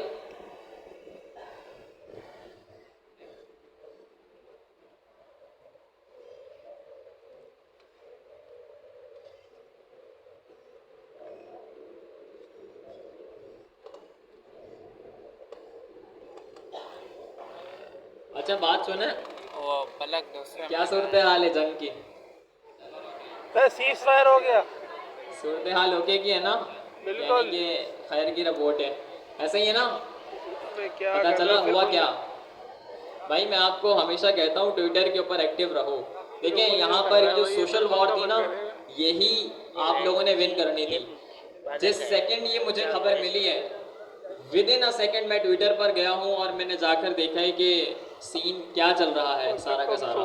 और जितना मैं सपोर्ट कर पाया मैंने किया अपने मेन अकाउंट से और अपने दूसरे अकाउंट से, सो डैट कि अगर ऐसा कोई चांस होता कि सेंटर में मेरा अकाउंट भी आ रहा है लिस्ट के अंदर, तो उससे बचने के लिए खैर हो गई। बट मेन बात यह है कि आप लोगों ने जितना ज़्यादा सपोर्ट, अब बात मुझे लग रहा है कि आप सबने बस एक ही वीडियो देखी होगी जो एयरफोर्स की थी, वो एक ही थी भाई। मतलब क्या लेवल था यार उसमें। एक मरतबा क्लैपिंग करते हैं यार अफवाज पाकिस्तान के लिए कि इतने बेहतरीन अंदाज से माशाल्लाह से फतह याब हुए हैं। अल्लाह पाक हामी और नासिर हो। शहीद भी हुए हैं। और बाद में खैर अभी मैं आपको डिटेल के अंदर बता नहीं सकता। मेरा एक कज़न है, वो आर्मी में एक बहुत अच्छी पोस्ट पर है एक जवान और मेरा बहुत ही करीबी है। तो वो मुझे बता रहा था, मतलब ये जो मैं आपको मेन बात बता रहा हूँ ना, इसको टेक के साथ जोड़ रहा हूँ। वो मुझे बता रहा था कि उसका कोई भी सोशल अकाउंट नहीं है, he is not live on the social media, क्योंकि रिस्ट्रिक्शंस हैं कि भाई आप जो है वो पब्लिक हैंडल्स का इस्तेमाल नहीं कर सकते, यू नो सिक्योरिटी। तो फिर उसने मुझे बताया कि भाई आर्मी का ये जो इंफ्रास्ट्रक्चर है ये कैसे खड़ा होता है। मतलब आप यकीन नहीं करेंगे, अगर आप लोगों को लिनक्स आती है ना, और ये पता है कि डिस्ट्रीब्यूटेड सिस्टम्स कैसे काम करते हैं, आपको ये पता है कि सर्वर कैसे खुद बनाए जाते हैं और कैसे वीएम्स को क्रिएट किया जाता है, क्योंकि आर्मी जो है वो या कोई भी पाकिस्तान की ऐसी एजेंसी हो जो कि सेंसिटिव डेटा को स्टोर करती होगी, तो वो कोई AWS का इस्तेमाल थोड़ी करते होंगे, वो कोई वर्सल का इस्तेमाल थोड़ी करते होंगे, वो सब कुछ बना बनाया अपना है। तो सर ज़िया ने भी आपके साथ एक पोस्ट शेयर की थी आज ही, नॉट टुमारो इट्स टुडे, शायद व्हाट्सएप चैनल पर आपने देखी हो और डिस्कॉर्ड के ऊपर भी मैंने शेयर की थी। उसमें जो है हम बता रहे थे, मतलब सर ज़िया ये कहना चाह रहे थे कि जिस आर्किटेक्चर को हम पढ़ेंगे ना नेक्स्ट क्वार्टर में, जिसका नाम है डाका, क्या नाम है? DACA. DACA stand for dapper agentic cloud ascent. क्या है? Dapper agentic cloud ascent. जिस टेक्नोलॉजी को इंशाल्लाह हम नेक्स्ट क्वार्टर में पढ़ेंगे, इसका इस्तेमाल करते हुए, to be very honest with you, आप जितना ज़्यादा सपोर्ट कर सकते हैं ना, मतलब जितनी आपकी सोच भी नहीं है उससे भी बढ़कर आप मुल्क की खिदमत कर सकते हैं अगर आपने उस आर्किटेक्चर को सही से पढ़ लिया और समझ लिया। तो हमज़ा भाई और मैं, हम दोनों की क्लासेस चल रही होती हैं पढ़ने की PIIC के साथ। तो हमज़ा भाई अब ज़रा आप एक छोटा सा ऊपर से ओवरव्यू दीजिएगा, मतलब डीप में नहीं, गहराई में नहीं, सिर्फ एक ऊपर से, ताकि झलक मिल जाए कि आजकल जिन चीज़ों को हम पढ़ रहे हैं वो बेसिकली क्या हैं और कैसे काम करती हैं। अच्छा जी, तो क्वार्टर 4 का कंटेंट अशारी भाई ने आपसे शेयर किया। क्या है? डाका। अच्छा, जो डाका है ना, ये इंटरनेशनली अभी कोई प्रोनाउंसिएशन नहीं है, ये सर्जिया ने अपना कोर्स कंटेंट बनाया है। स्टैंड फॉर क्या है इसका? डेपर एजेंटिक क्लाउड एसेंट। ठीक है, अब इसके अंदर होगा क्या क्या चीज़, बेसिकली क्या होगा और किस तरह से हम इसके ऊपर वर्क कर सकते हैं, ये सारी चीज़ें हैं। सिंपली डेपर एक अदद आपका डेस्कटॉप टूल है जिसकी मदद से आप क्लाउड की चीज़ों को हैंडल करते हैं। अब ये क्लाउड क्या चीज़ है? मैं बादल की बात नहीं कर रहा, सर्वर। मैं क्लाउड की बात कर रहा हूँ। जो एक आप लेट सपोज जहाँ पे आप चीज़ें अपनी डिप्लॉय करते हैं, जैसे एक वर्सल है, वर्सल पे आप अपनी वेब डिप्लॉयमेंट करते हैं ना, वो भी एक अदद क्लाउड ही है। गूगल का क्लाउड है, यूज़ किया है गूगल क्लाउड? Yes sir. ठीक है, वो है AWS है, नाम सुना है? Yes sir. AWS क्लाउड है जहाँ पे आप अपनी चीज़ें डिप्लॉय करते हैं। माइक्रोसॉफ्ट का एज्योर है। इस तरह से बहुत सारे आपके क्लाउड्स हैं जो आपको रेंटल बेस के ऊपर क्या देते हैं, चीज़ें दे देते हैं, आप उसके ऊपर डिप्लॉयमेंट करें। एजेंटिक क्या चीज़ है? एजेंट्स होते क्या हैं? एजेंट्स की डेफिनेशन पता है? काम को इजी करते हैं, वो तो मैं एक सॉफ्टवेयर बना लूंगा उससे भी हो जाएगा। एजेंट की कभी कोई प्रॉपर डेफिनेशन नहीं है, लेकिन अगर मैं इसको बयान करने लगूँ तो वो किस तरह से होगा, वो किसी चीज़ को रिप्रेजेंट करना इन सॉर्ट्स ऑफ वे नहीं, मैं इसको थोड़ा एक्सप्लेन करता हूँ। एजेंट बेसिकली उस चीज़ का नाम है जो डिसीजन खुद से कर सके। एक आपने ऑटोमेशन कर दी, अब उस ऑटोमेशन के अंदर ह्यूमन की नीड ना हो, खुद डिसीजन ले रहा हो, खुद ही काम कर रहे हो। आप भी एक अदद एजेंट है, मैं एक अदद एजेंट हूँ। मुझे अगर कोई कहता है आपने पढ़ाना है, किस तरह पढ़ाना है, क्या करना है, कैसे करना है, ये सारे डिसीजन किसके हैं? मेरे। ठीक है, मेरे को पूरी छूट है, मैं जिस तरह पढ़ा रहा हूँ। ठीक है, आप लोग स्टूडेंट्स हैं, ठीक है, आप लोगों का काम है पढ़ना। अगर आप अपनी रियल लाइफ के अंदर भी देखें तो अपने डिसीजन आप लोग खुद लेते हैं ना। किसी से पूछते हैं कि भाई मेरे को ये प्रॉब्लम आ रही है, मैं इस पे क्या करूँ, सम काइंड ऑफ वे आप सजेशंस ले रहे होते हैं, बट डिसीजन आप खुद ही करते हैं। तो ये क्या है? एजेंट है। तो एजेंट वो होते हैं जिसकी एक अपनी डिसीजन मेकिंग पावर हो, तो उसको हम कहते हैं एजेंट। आपने ऑटोमेशन कर दी, अब उसके ऊपर वो खुद ही डिसीजन कर रहा होगा, खुद ही फैसले ले रहा होगा, खुद ही काम कर रहा होगा, ये है हमारा एजेंट। तो सिंपल सा ये था। अब इसके ऊपर आप क्लाउड डिप्लॉयमेंट, ये सारी चीज़ें मिला के डेपर वगैरह, तो मल्टीपल टेक्नोलॉजीज, मल्टीपल टर्म्स हैं जिसको मिला के सर्जिया ने एक नाम दिया छोटा सा, क्या? डाका। अच्छा, इन्होंने बिल्कुल दुरुस्त बताया है। लब्बे लुबाब ये है कि इन फ्यूचर इन Q4 बहुत सारे ऐसे स्टूडेंट्स हैं जिन्हें अभी तक अपना रोड मैप नहीं पता, अभी तक नहीं पता। Like they are in Q3, आप लोग अभी Q3 में हैं और आपको अभी तक इल्म नहीं है कि आप फ्यूचर में क्या करने वाले हैं। ऐसे ही है ना, बहुत सारे ऐसे स्टूडेंट होंगे जिनको ये सवाल होगा कि यार what should we do in Q4 और after our journey with GIAIC। तो मैं आपको एक नक्शा खींच देता हूँ कि हमने पहले क्वार्टर में टाइप स्क्रिप्ट को पढ़ा था, फिर उसके बाद हमने किसको पढ़ा? Next.js को पढ़ा। Ultimate type script and Next.js को पढ़ने का मकसद ये था कि आपकी फ्रंट एंड डेवलपमेंट अच्छी हो जाए। अच्छा, ये काम हमने सेंटर में इस वजह से पुट किया, लाइक फ्रंट एंड डेवलपमेंट की तरफ हम इस वजह से गए कि आप लोग पैसा कमाने के काबिल हो जाएं। This is the very important point which we have in our mind at that time. तो बेसिकली हम पाइथन को भी पहले क्वार्टर से पढ़ा सकते थे, बट ये है कि अगर आप लोगों की पोर्टफोलियो वेबसाइट नहीं होगी, आप लोगों ने मार्केट में काम नहीं किया होगा, तो आपका जहन नहीं खुलेगा और आपको चीज़ें भी समझ नहीं आएंगी। तो शुरू के 2 क्वार्टर तो आपके फ्रंट एंड डेवलपमेंट के लिए थे। उसके बाद Q3 में हमने पाइथन के ऊपर मूव ऑन होने का फैसला किया और पाइथन को सिर्फ इस वजह से चूज़ किया क्योंकि Python is the best programming language to build agentic AI based system. क्या बनाने के लिए? एजेंटिक AI बेस्ड सिस्टम्स को बनाने के लिए Python best out of the best programming language है। अच्छा, यहाँ पर ना 2 चीज़ें हैं जो हम करने वाले हैं। देखें, सबसे पहली चीज़ तो ये क्लियर होनी चाहिए कि you have to build the startup. आपको क्या बनाना है? स्टार्टअप्स बनाने हैं।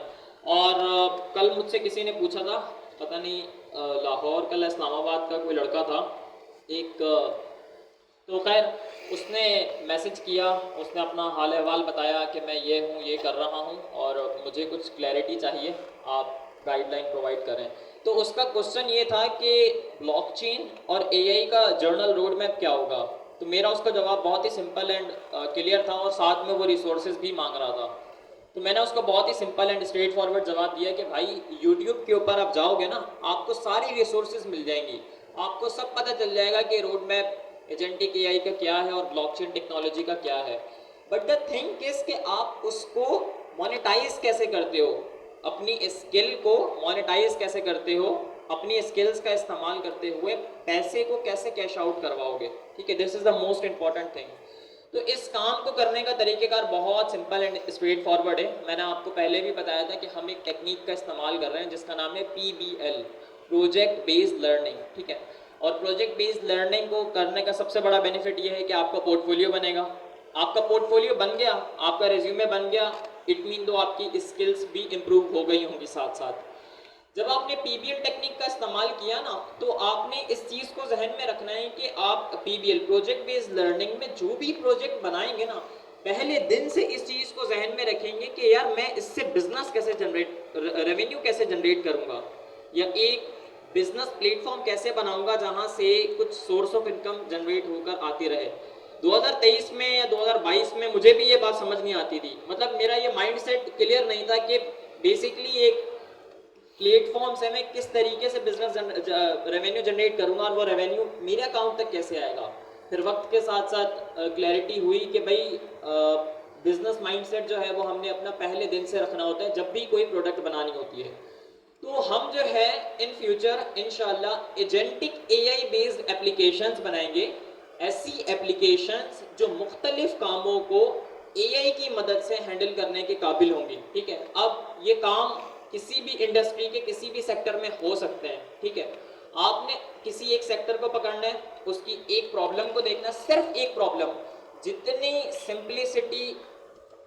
सिंपलिसिटी प्रॉब्लम को रिजॉल्व करने में आप दिखाएंगे उतना ही बेहतर आपके लिए होगा। जितना कॉम्प्लेक्स आपका प्रोजेक्ट होगा उतनी ही मुश्किल आपको पैसा कमाने में होगी। एक प्रॉब्लम को पकड़ें छोटी सी, ठीक है, एआई को इंटीग्रेट करें and from the very first day, यहाँ पर जो सर ज़िया कह रहे हैं ना, डाका डेपर एजेंटिक क्लाउड एसेंट, ये जो टर्मिनोलॉजी सर ज़िया ने रिसेंटली इंट्रोड्यूस की है, तो इसका मतलब ये है कि पहले दिन से जो हम एप्लीकेशंस बनाएंगे वो स्केलेबल होंगी बाय डिफ़ॉल्ट और एआई इंटीग्रेटेड होंगी बाय डिफ़ॉल्ट। यानी पहले दिन से हम क्लाउड और पहले दिन से हम बिजनेस, पहले दिन से हम एआई को इंटीग्रेट कर रहे होंगे अपनी एप्लीकेशन के अंदर।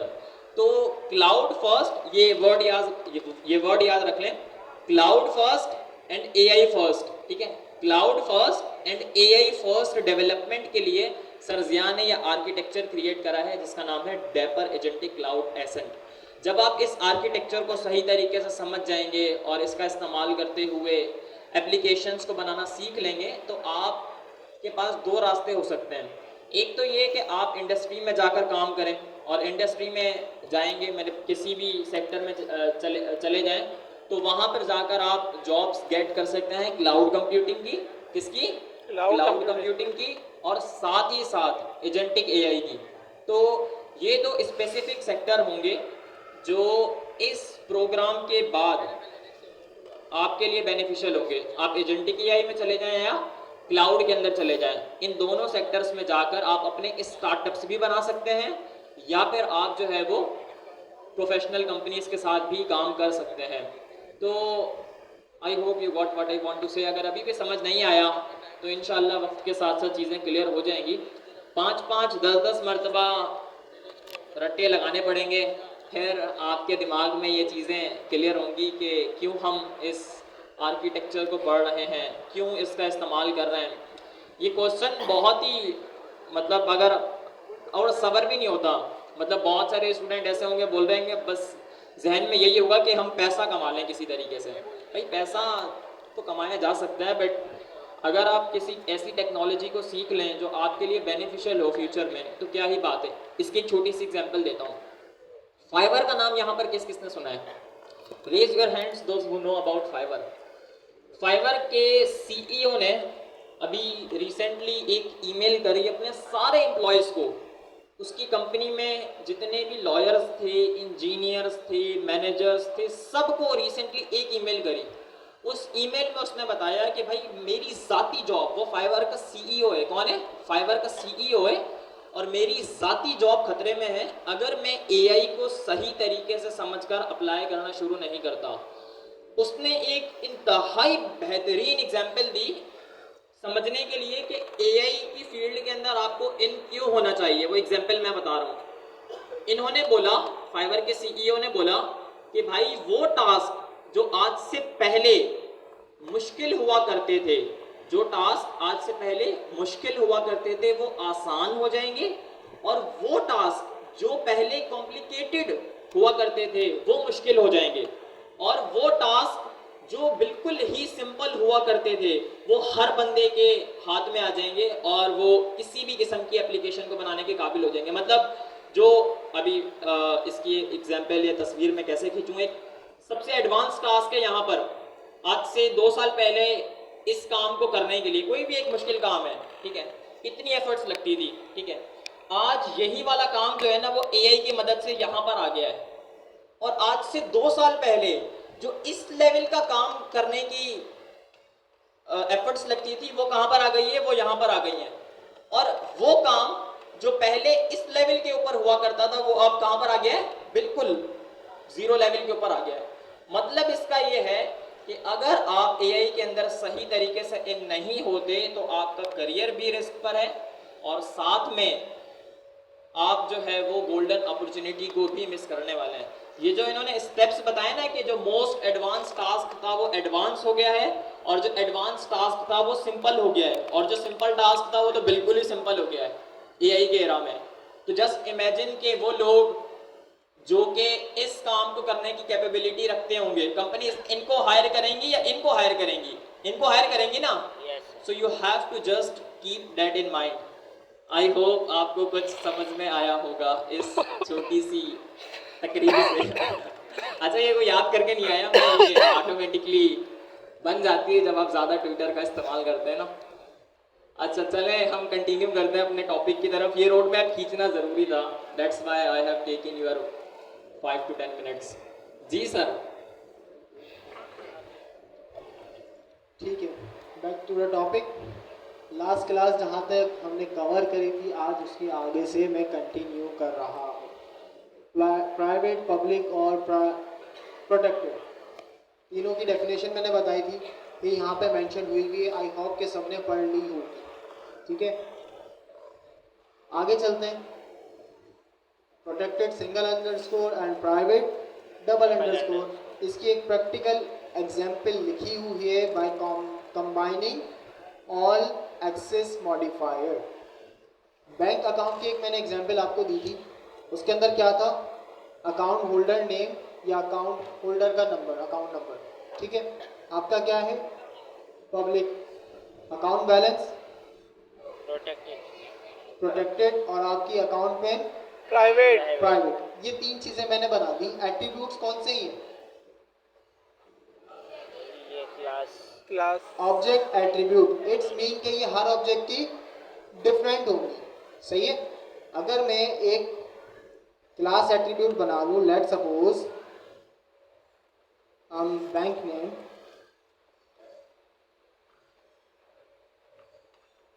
अब ये क्या है? Class attributes. इट्स मीन कि ये बैंक नेम हर ऑब्जेक्ट के साथ UBL, HBL, अल्फला जो भी आपका है, ठीक है।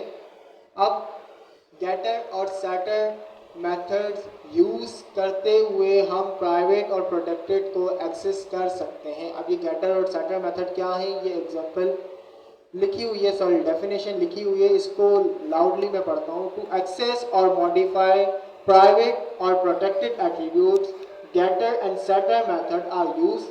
These methods provide controlled access to the data, ensuring that any changes are validated or processed appropriately.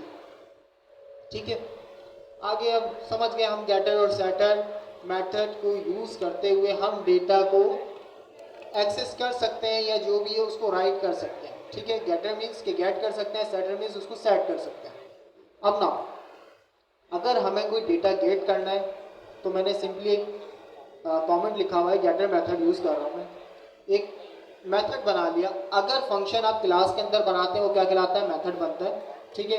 वो क्या कर रहा है, रिटर्न कर रहा है सेल्फ डॉट अंडरस्कोर बैलेंस, यानी जो भी बैलेंस है उसको रिटर्न कर रहा है कौन सा मेथड, गेट बैलेंस। उसके बाद सेट बैलेंस का भी एक मैंने मेथड बनाया हुआ, ये कौन सा मेथड कहलाएगा मेरा, सेटर, ठीक है। मैंने एक कंडीशन लगा दी, इफ अगर अमाउंट 0 से ज़्यादा होती है देन ही आप बैलेंस को अमाउंट के इक्वल करना, अदरवाइज इनवैलिड अमाउंट करके प्रिंट कर देना। देन ये भी शो कर रहा है, ओके। अब गेट पिन, क्या मैं प्राइवेट एट्रीब्यूट एक्सेस कर सकता हूँ, यानी क्या मैं इसको प्रिंट करना चाहिए हमें, वैसे तो मैं प्रिंट कर सकता हूँ लेकिन हमें इसको प्रिंट करना नहीं चाहिए। मैंने क्या लिख दिया, access denied pin is private, ठीक है। देन डिस्प्ले का मेथड बना लिया जो बैलेंस और अकाउंट होल्डर नेम या अकाउंट नंबर उसको प्रिंट कर रहा है। अब मैंने क्लास बनाई यानी ऑब्जेक्ट बनाया अकाउंट के नाम से, ठीक है। नेम हो गया एलिस और बैलेंस इनिशियली कितना है 1000। देन मैं प्रिंट कर रहा हूँ अकाउंट डॉट अकाउंट होल्डर, यहाँ पे क्या आ जाएगा, एलिस आ जाएगा। देन मैं प्रिंट कर रहा हूँ अकाउंट डॉट अंडरस्कोर बैलेंस, तो ये भी हमने देखा कि आ सकता है। क्या कर रहा था, नीचे क्या देख रहा है, नीचे क्या देख रहा है,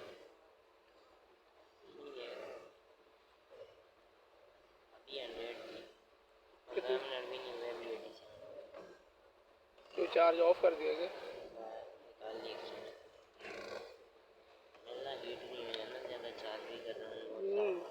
ब्राइटनेस कम कर दो, FN से कम कर ले ब्राइटनेस जल्दी, ठीक है। ऊपर कमेंट देखें, access protected attributes not recommended but possible, it's mean कि पॉसिबल है बट रिकमेंडेड नहीं है, ओके। अगर मैं प्राइवेट को एक्सेस करूंगा तो हमें पता है कौन सा एरर आएगा, बाद एरर का नाम क्या होगा, 4 बजे तक एट्रीब्यूट एरर आ जाएगा। ये आपके अंदर वाइवा के अंदर क्वेश्चंस हो सकते हैं, तो ये छोटी छोटी डिटेल याद रखिएगा।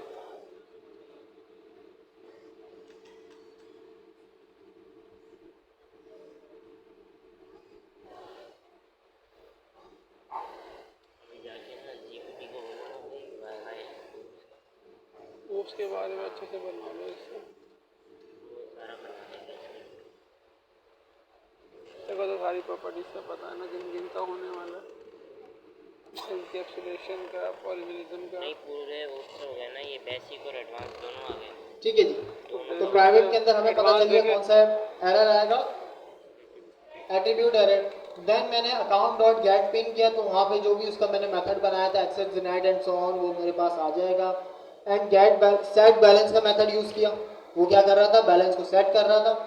2 दफ़ा यूज़ किया, पहले प्लस कर रहा हूँ 1500, देन मैं क्या कर रहा हूँ माइनस कर रहा हूँ। अगर माइनस होगा तो क्या आ जाएगा, मेरा एल्स चल जाएगा। इट्स मीन कि जो मैंने कंडीशन लगाई थी ना इफ की, उसका एल्स आ जाएगा, invalid amount balance can not be negative now. Then lastly मैंने डिस्प्ले का मेथड यूज़ करते हुए दोनों चीज़ों को प्रिंट करवा दिया, तो ये भी जो मेरा आउटपुट आना था वो आ गया। सही है, इसके अंदर कोई प्रॉब्लम है? प्राइवेट, प्रोटेक्टेड और पब्लिक एट्रीब्यूट्स तीनों इसके अंदर कवर अप हो गए हमारे। इन चीज़ के अंदर कोई प्रॉब्लम अगर है तो जल्दी से पूछ लो। अच्छा, अब मैंने बताया था कि हमारे पास एक तरीका है प्राइवेट एट्रीब्यूट को डायरेक्टली एक्सेस करने का। उस तरीके को हम बोलते हैं नेम मैंगलिंग। क्या बोलते हैं? Name mangling. में लिख देता हूँ मैंगलिंग। ये मेथड नहीं है, बेसिकली एक तरीका है, सिंटैक्स है जिसके थ्रू मैं प्राइवेट एट्रीब्यूट्स को एक्सेस कर सकता हूँ। ठीक है, अब हमने देखा क्योंकि वो जो प्राइवेट एट्रीब्यूट था वो कौन सा एट्रीब्यूट था? ऑब्जेक्ट एट्रीब्यूट था। एम आई राइट? तो प्राइवेट एट्रीब्यूट्स को एक्सेस करने के लिए अगर वो ऑब्जेक्ट एट्रीब्यूट है तो सबसे पहले उस ऑब्जेक्ट का नाम लिखना है। सही है, देन आप लगाएंगे डॉट, उसके बाद एक सिंगल अंडरस्कोर लगा के जो आपकी क्लास है वो क्लास नेम लिखेंगे। ठीक है, देन जो भी आपका प्राइवेट एट्रीब्यूट है वो आ जाएगा डबल अंडरस्कोर लगते हुए। अगर आप इसको चलाएंगे तो आपका जो भी प्राइवेट एट्रीब्यूट था उसकी वैल्यू यहाँ पे आ जाएगी। प्राइवेट एट्रीब्यूट्स को एक्सेस करने के लिए object name dot underscore class name dot double underscore आपका प्राइवेट एट्रीब्यूट में, तो उसकी जो भी वैल्यू आ जाएगी वो यहाँ पे आ जाएगी।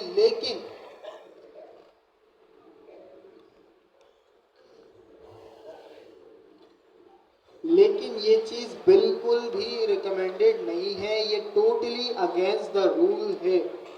ठीक है, क्या लिखना है? सबसे पहले तो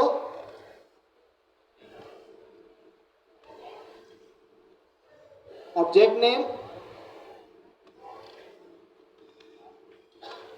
ऑब्जेक्ट जो आपने बनाया है,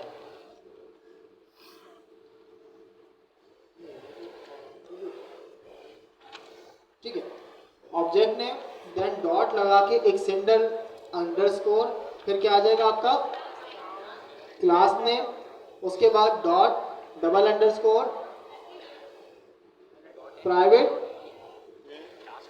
एट्रीब्यूट, डॉट है ना, class name dot double underscore private. ठीक है, ये चीज एक सिंपल सा सिंटैक्स है। अगर आप इसको यूज करेंगे तो आप क्या कर सकते हैं, प्राइवेट एट्रीब्यूट्स को एक्सेस कर सकते हैं। ये तरीका बिल्कुल भी रिकमेंडेड नहीं है। ये सिर्फ पाइथन ही आपको ये फ्लेक्सिबिलिटी देता है कि आप प्राइवेट एट्रीब्यूट्स को एक्सेस करें, क्योंकि ये एक डायनेमिक लैंग्वेज है। लेकिन अगर हम जावा स्क्रिप्ट टाइप स्क्रिप्ट की बात करें तो वो क्या है, टाइप रिस्ट्रिक्टेड लैंग्वेज है, जिसके ऊपर आप ये काम बिल्कुल नहीं कर सकते। सही है, आगे चलते हैं। इनहेरिटेंस, इनहेरिटेंस क्या होती है?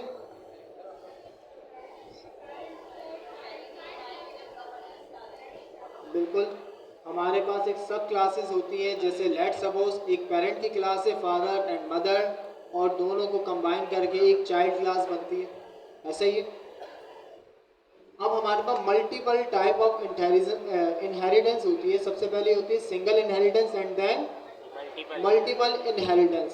सिंगल इनहेरिटेंस क्या होती है, जो एक क्लास से इनहेरिट हो। मल्टीपल क्लास इनहेरिटेंस क्या होती है, जो मल्टीपल क्लासेस से मिलके एक सिंगल क्लास बन रही है। सही है, देखते हैं अभी सुपर फंक्शन क्या है या मेथड ओवरराइडिंग क्या है, इसको हम थोड़ा सा एक्सप्लोर करते हैं। ये मोस्टली हमारा कहाँ पे यूज हो रहा होगा, मेथड ओवरराइडिंग पॉलीमॉर्फिज्म के अंदर, लेकिन ये अभी हम एक्सप्लोर करते हैं। पहले हम इनहेरिटेंस को देख लेते हैं। देखें, एक मैंने क्लास बनाई एनिमल की, सही है, पेरेंट क्लास है, किसी को इनहेरिट नहीं कर रहा।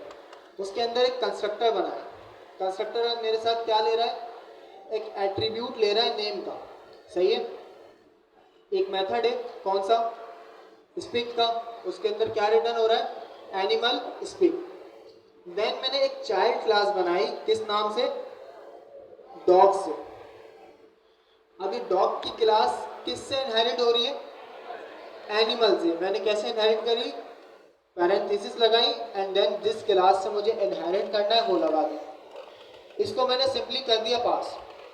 अब ये जो डॉग की क्लास है, इसके अंदर पेरेंट क्लास के जितने भी एट्रीब्यूट्स हैं, जितने भी मेथड्स हैं, वो सारे इसके अंदर एक्सेसिबल हो जाएंगे। सही है। अब मैं कहता हूँ डॉग से मैंने एक डॉग क्लास का क्या बना लिया, ऑब्जेक्ट। नेम पास करना था मुझे। नेम क्यों पास करना था, क्योंकि पेरेंट को एक नेम चाहिए। ठीक है, तो मैंने नेम पास कर दिया बड़ी। देन मैंने प्रिंट कर दिया dog dot name says dot dog speak. यहाँ पे क्या आएगा, एनिमल साउंड। जो भी पेरेंट के मेथड थे वो दोनों आ गए। एनिमल साउंड और नेम जो भी हमने पास किया था वो आ जाएगा। बडी सेज एनिमल साउंड। सही है। नाउ अब हम आते हैं मेथड ओवरराइडिंग के ऊपर। मेथड ओवरराइडिंग के ऊपर आने से पहले एक चीज़ आप ये देखें, मैं अगर एक वेरिएबल बनाता हूँ नेम इज इक्वल टू अशारिफ, सही है, देन मैं प्रिंट कर देता हूँ और उसके बाद मैं कहता हूँ name is equal to Hamza और अब इसको भी प्रिंट कर देते हैं। बताएं मेरे पास क्या आएगा? पहले अशारी का आएगा, देन हमजा आएगा। क्यों? क्योंकि मैंने नेम के वेरिएबल को क्या कर दिया? ओवरराइड कर दिया। तो अब इस पॉइंट के ऊपर मेरे पास कौन सा मेथड आएगा? ओवरराइड, यानी जो लेटेस्ट उसके अपडेटेड वैल्यू है वो आएगी इस तरह से। सही है? ओवरराइड समझ आया? इसी तरह से यही कॉन्सेप्ट मेथड ओवरराइडिंग के ऊपर लगता है। कैसे लगता है? एनिमल क्लास है हमारी पेरेंट क्लास, उसके अंदर एक एट्रीब्यूट है नेम का और एक स्पीक का क्या है? स्पीक का क्या है? मेथड। पीछे से आवाज नहीं आ रही? ठीक है। उसके बाद मैंने एक चाइल्ड क्लास बनाई डॉग, सेम नेम का मेथड इसके अंदर भी है। अच्छा, डॉग किसको इनहेरिट कर रहा है? एनिमल क्लास को। तो ये क्या हो गई? चाइल्ड क्लास हो गई, इसकी सब क्लास हो गई। सेम मेथड इसके अंदर भी है। स्पीक पेरेंट में भी है, स्पीक किसमें है? चाइल्ड के अंदर भी है। अब अगर मैंने एक डॉग की क्लास से क्या बनाया?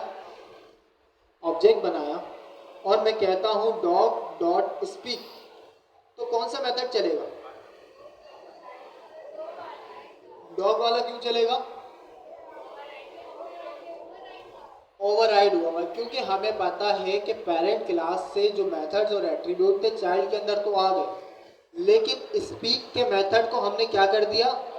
ओवरराइड कर दिया। इट्स मीन कि जब भी मैं डॉग की क्लास से कोई ऑब्जेक्ट बनाऊंगा और इस डॉग के स्पीक के मेथड को मैं यूज करूंगा तो मेरे पास कौन सा वाला मेथड चलेगा? चाइल्ड क्लास का। ठीक है, क्योंकि पेरेंट क्लास का मेथड क्या हो चुका है? ओवरराइड हो चुका है। इस चीज को हम बोलते हैं मेथड ओवरराइडिंग। तो अगर मैं इसको देखूं तो मेरे पास आ रहा है बडी सेज वूफ। ठीक है, इट्स मीन के डॉग का एट्रीब्यूट मेथड चल गया मेरे पास। ये चीज समझ आ रही है? मेथड ओवरराइडिंग क्या चीज है? आगे चलते हैं। अब आते हैं मल्टीपल इनहेरिटेंस। मल्टीपल इनहेरिटेंस मैंने क्या बताई थी? जो एक से ज्यादा क्लासेस से मिलके बनती है।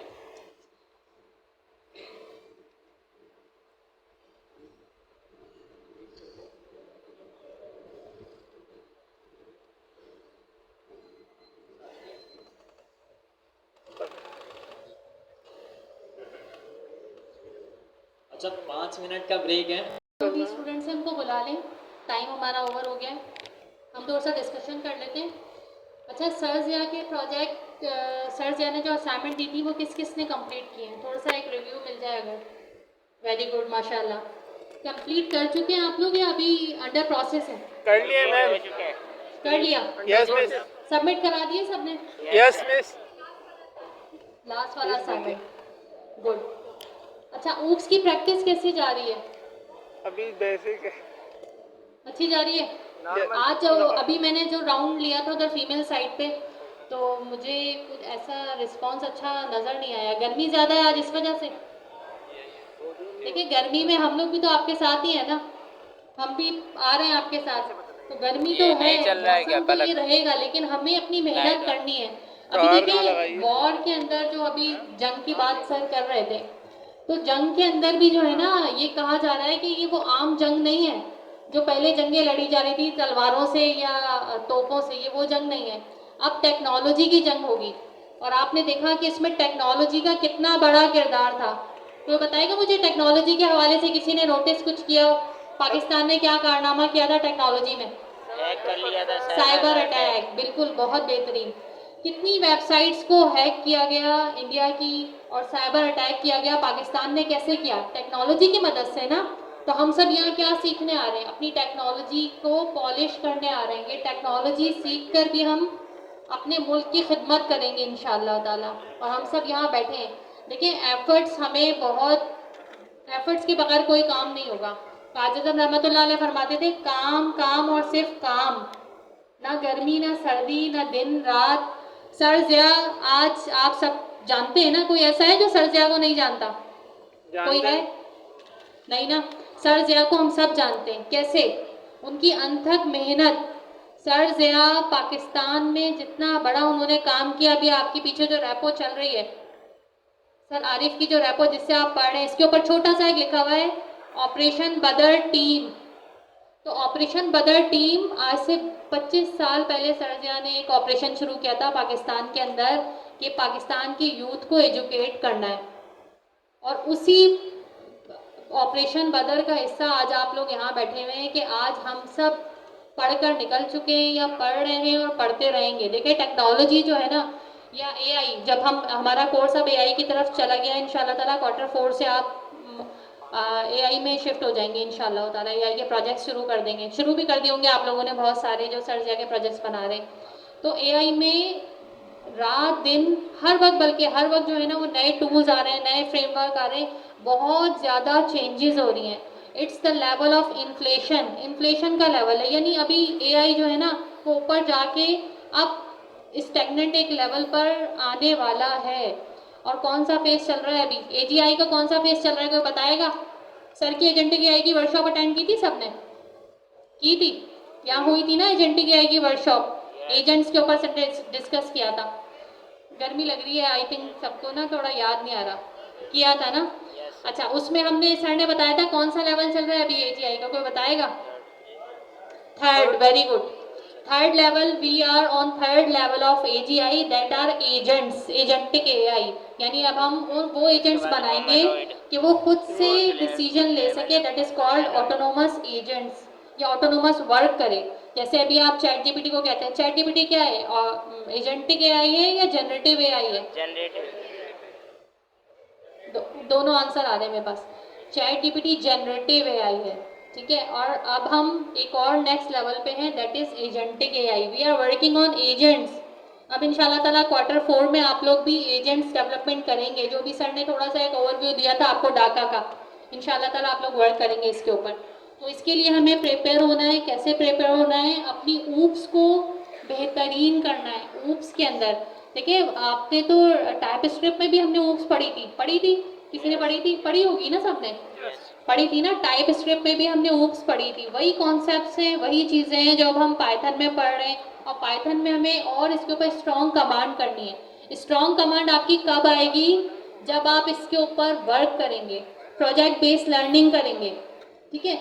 सबसे बेहतरीन तरीका क्या होता है, जैसे सर ने भी डिफाइन भी किया था, सर शारिब ने कहा था कि जी हम प्रोजेक्ट बना के उसमें ही लर्न करेंगे। सर आपकी यही प्रैक्टिस करा रहे हैं ना, प्रोजेक्ट के ऊपर प्रोजेक्ट्स बनाएं, ज़्यादा से ज़्यादा प्रोजेक्ट्स बनाने की कोशिश करें। अभी आप ऊप्स लर्न कर रहे हैं पाइथन में, ऊप्स की प्रैक्टिस कैसे करें? सब घर जाएं, घर जाके पूरा वीक है ना आपके पास, एटीएम मशीन बनाने की कोशिश करें। एक बैंक सिस्टम, छोटा सा बैंक ले लें, छोटा सा बैंक सिस्टम बनाने की कोशिश करें कि जी किस तरह से आप पेमेंट डाल रहे हैं, किस तरह से आप पेमेंट विड्रॉ कर रहे हैं। आप अपना एक अकाउंट सिस्टम बनाने की कोशिश करें, इससे भी आपके बड़े अच्छे ऊप्स के कॉन्सेप्ट क्लियर होंगे। ये थोड़ा सा रिवाइज कर लेते हैं। कोई आएगा यहाँ पे रिवाइज कराने के लिए? सर ने क्या पढ़ाया, कैसे क्लास बनाते हैं, कंस्ट्रक्टर कैसे बनाते हैं, कैसे यूज़ करते हैं, फंक्शन क्या होता है, क्या होता है उसमें? हम फंक्शन कहते हैं, क्या कहते हैं? मेथड। कोई आ रहा है बताने के लिए? नहीं? चलें कोशिश करते हैं थोड़ा सा रिवाइज कर। अच्छा, अभी हम लोग क्या पढ़ रहे थे यहाँ पे? अबे उसमें नहीं, क्या टॉपिक क्या चल रहा है?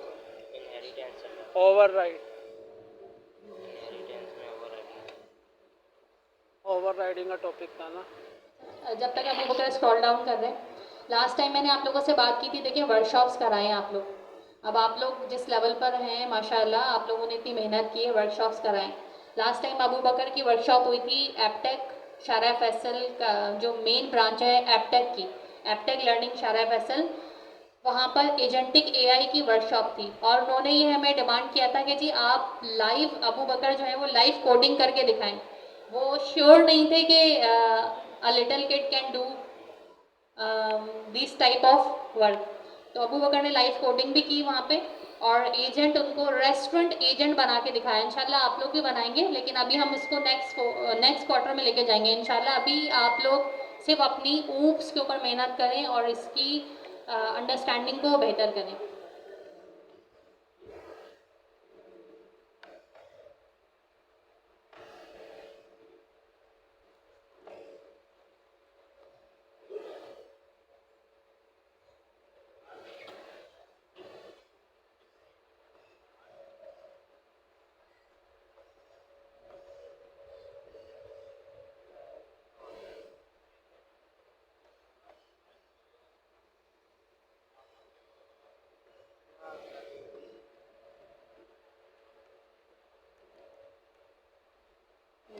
ऑफ कर दिए।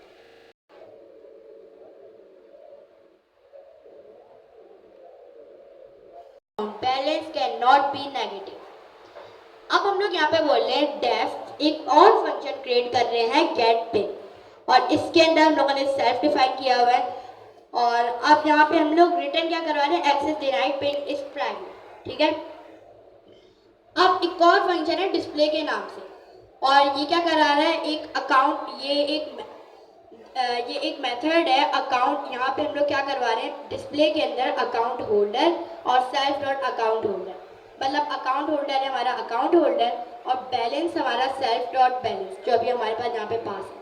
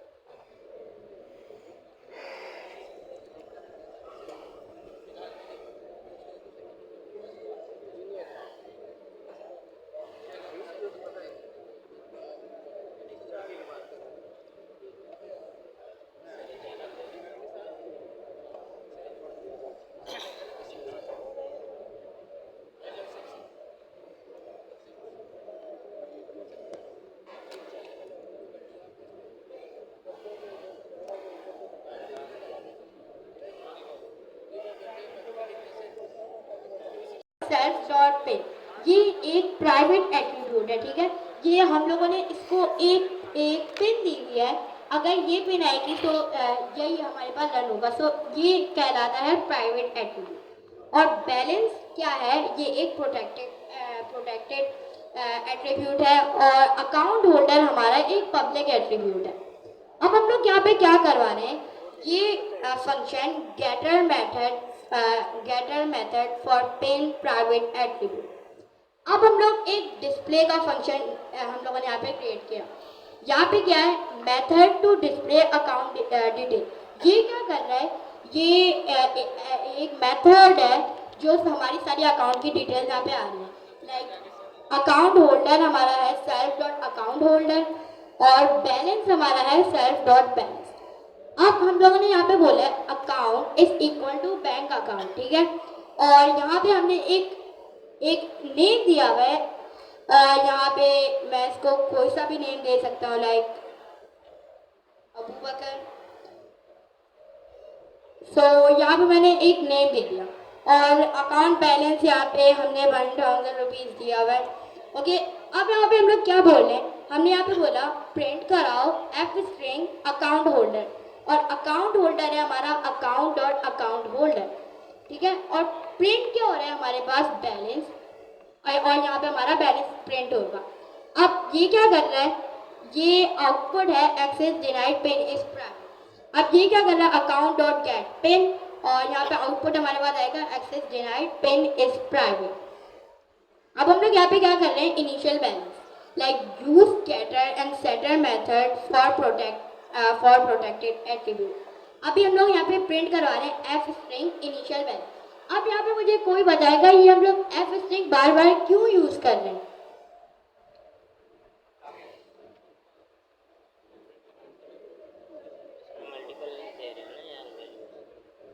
ओके, सो यस, अब हम लोग यहाँ पे क्या करते हैं, इनिशियल बैलेंस हमने यहाँ पे बता दिया इनिशियल बैलेंस।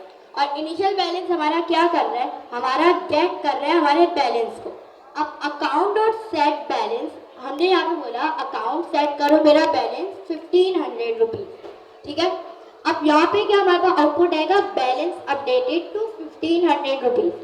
अब हम लोग कह रहे हैं account dot set balance -500 rupees, तो हमारे पास आएगा आउटपुट में invalid amount, balance can not be negative, okay. अब यहाँ पे ये हमारे पास क्यों आ रहा है, अगर आप लोग देखें हमने सेट बैलेंस के अंदर इफ अमाउंट हमने यहाँ पे सेट किया हुआ है, और एल्स के अंदर हमने बताया हुआ है invalid amount, balance can not be negative, okay. अब हम लोग थोड़ा नीचे, अब हम लोग क्या बोल रहे हैं, डिस्प्ले अकाउंट डिटेल। अब हमें अपने पूरे अकाउंट की डिटेल्स डिस्प्ले करवानी है। आउटपुट अकाउंट होल्डर, हमारे पास आउटपुट क्या आएगा, अकाउंट होल्डर और हमारा नेम और बैलेंस। सो अभी हम लोग यहाँ पे अपने इस कोड को रन करते हैं। सो क्या है हमारे पास, अकाउंट होल्डर है अबू बकर, मेरा अकाउंट है और बैलेंस मेरे अकाउंट में कितना है 1000 रुपीज़ और access denied, pin is private. ये हमारे पास एरर आएगा because account dot get pin पे हमारे पास यहाँ पे वाला एरर आ रहा है। ओके, सो अब हमारे पास आ रहा है इनिशियल बैलेंस 1000 और फिर हमारे पास आ रहा है बैलेंस अपडेटेड टू 1500 जो अभी हम लोगों ने अपना नया बैलेंस यहाँ पे सेट किया था। अब हमारे पास के बाद आ रहा है invalid amount, balance can not be negative और ये रहा हमारा ये वाला एरर क्योंकि हम लोगों ने यहाँ पे -500 कर दिया है। ओके, अब हमारे पास दोबारा से वही आ रहा है अकाउंट होल्डर अबू बकर और लास्ट में मेरा बैलेंस 1500। सो ये है अभी हम लोगों ने इम्प्लीमेंट किया है इनकैप्सुलेशन इन पैटर्न। ओके, सो ये अभी हम लोग पढ़ रहे हैं। तो थैंक यू। इनके लिए जोरदार तालियां हो जाएं। माशाल्लाह से बहुत बेहतर अंदाज से अबू बकर बता रहे थे, काफ़ी इम्प्रूव हो चुका है। अगर आप Q2 में आपने अबू बकर से कोई भी स्पेसिफिक टॉपिक सीखा होगा, उसकी कंपैरिजन अगर आप Q3 से करेंगे तो you can see the difference. माशाल्लाह से बहुत बेहतर अंदाज से चीज़ों को ये इम्प्रूव कर रहे हैं। अल्लाह पाक नज़र बद से बचाए और ऐसे ही करने की तौफीक अता फरमाए, आमीन। मैं तो ये भी कहता हूँ कि आप अपने छोटे बहन भाइयों को एटलीस्ट अगर प्रोग्रामिंग की तरफ नहीं तो उनकी इंग्लिश तो इम्प्रूव करवा ही दें। छोटे बहन भाई होंगे ना घर में, किस किस के? सबके ही होते हैं यार, अगर अपने नहीं होते तो कोई चाचा ताया मामा खाला फुप्पो किसी न किसी का कोई ना कोई पीस तो मिल ही जाता है। तो मेरे खानदान में कोई कहने का मकसद ये है कि आप अगर उनके ऊपर थोड़ी सी तवज्जो देंगे, अच्छा आपके लिए सदका जारिया बन जाएगा ये ना, आपने किसी की हेल्प कर दी तो आपके लिए सदका जारिया बन जाएगा और फ्यूचर में आपके लिए काफ़ी बेनिफिशियल हो सकता है। ये कुछ नहीं करें, सिर्फ इंग्लिश को इम्प्रूव करवा दें और इंग्लिश को बेहतर करने का तरीक़ेकार जो है वो बातचीत कर कर है। अगर आप खुद उनके साथ इंग्लिश में बातचीत करेंगे तो इससे आपकी भी इंग्लिश इम्प्रूव होगी और आगे वाले की भी। अब हम इंग्लिश में बात करते हैं तो पाकिस्तान में तो अजीब सा ही सीन होता है, मतलब हम बात इंग्लिश में कर रहे होते हैं, लोग समझते हैं भाई पता नहीं है किस लेवल का बंदा है ये पता नहीं कौन सी बला है, ये कौन सी चीज़ है। अभी मैं वेन में आ रहा था, मेरे साथ मेरा पार्टनर है, एम्प्लॉय है, तो उससे जो है वो शायद मैंने 1-2 इंग्लिश के अंदर वर्ड कह दिए वॉइस के अंदर, सारे वेन के अंदर मुझे देखने लग गया, बोले यार ये क्यों ऐसी बात कर रहा है। अब मैं क्या बोलूँ उन्हें। खैर मैं जिस लड़के की बात कर रहा हूँ ना, ये बहुत ही टैलेंटेड है, पाकिस्तान का one of the best blockchain developers में से एक है। हम दोनों मिलकर एक स्टार्टअप के ऊपर काम कर रहे हैं और इट इज़ मतलब स्टार्टअप जो है वो माशाल्लाह से चल भी काफ़ी अच्छा रहा है अल्हम्दुलिल्लाह। तो सीन ये है कि ये रहता है पेशावर में और पिछले 3-4 दिनों से जो हालात ख़राब हुए हैं आप यकीन नहीं करेंगे। बोले यार हमारे घर के करीब ही, मतलब जहाँ ये मेरा दोस्त रहता है, खिज़र नाम है इसका, खिज़र बख्तियार पठान है, तो उसके घर के करीब ही जो है वो धमाके, बम, गोलियां और ये तमाम तर चीज़ों की आवाज़ें सुनाई दे रही होती हैं। इवन हम मीटिंग में थे परसों रात तो भी आवाज़ आई, इवन सीज़ फायर के बाद। तो उसने ये बात मुझे खुद कंफर्म करी, बोले यार सीज़ फायर तो हो गया बट हमारे यहाँ पर अभी भी शेलिंग्स तो जारी हैं। तो वो बॉर्डर की तरफ में है ना, और पेशावर में भी वो उस तरफ में रहता है जो ऊपर का एरिया है, जो अपना बिल्कुल ही पहाड़ी बराबर में लगता है बॉर्डर्स के इंडिया के। तो कहने का मकसद ये है कि आप उनसे पूछें जो बिल्कुल ही करीब है, मतलब मौत का खौफ दिल में तो हर बंदे के होना ही चाहिए, बट इस खौफ से बहुत सारी चीज़ें जो है वो गलत भी हो जाती हैं और सही भी हो जाती हैं। पुरजोश लोग शायद इसका फ़ायदा उठाते हुए मज़ीद कोशिश करते हैं कि वो किसी तरीके से दुश्मन पर हमलावर हो जाएं, और जो बिल्कुल सादा मिजाज के लोग होते हैं जैसे हमारे पेरेंट्स हो गए, कितने सिंपल हैं। ऐसे ही है ना, आप इमेजिन भी नहीं कर सकते कि this is honestly the last generation के हमारे जो पेरेंट्स हैं, मतलब इतनी सिंप्लिसिटी है उन लोगों में कि मैं आपको बता भी नहीं सकता, इतनी सिंप्लिसिटी है।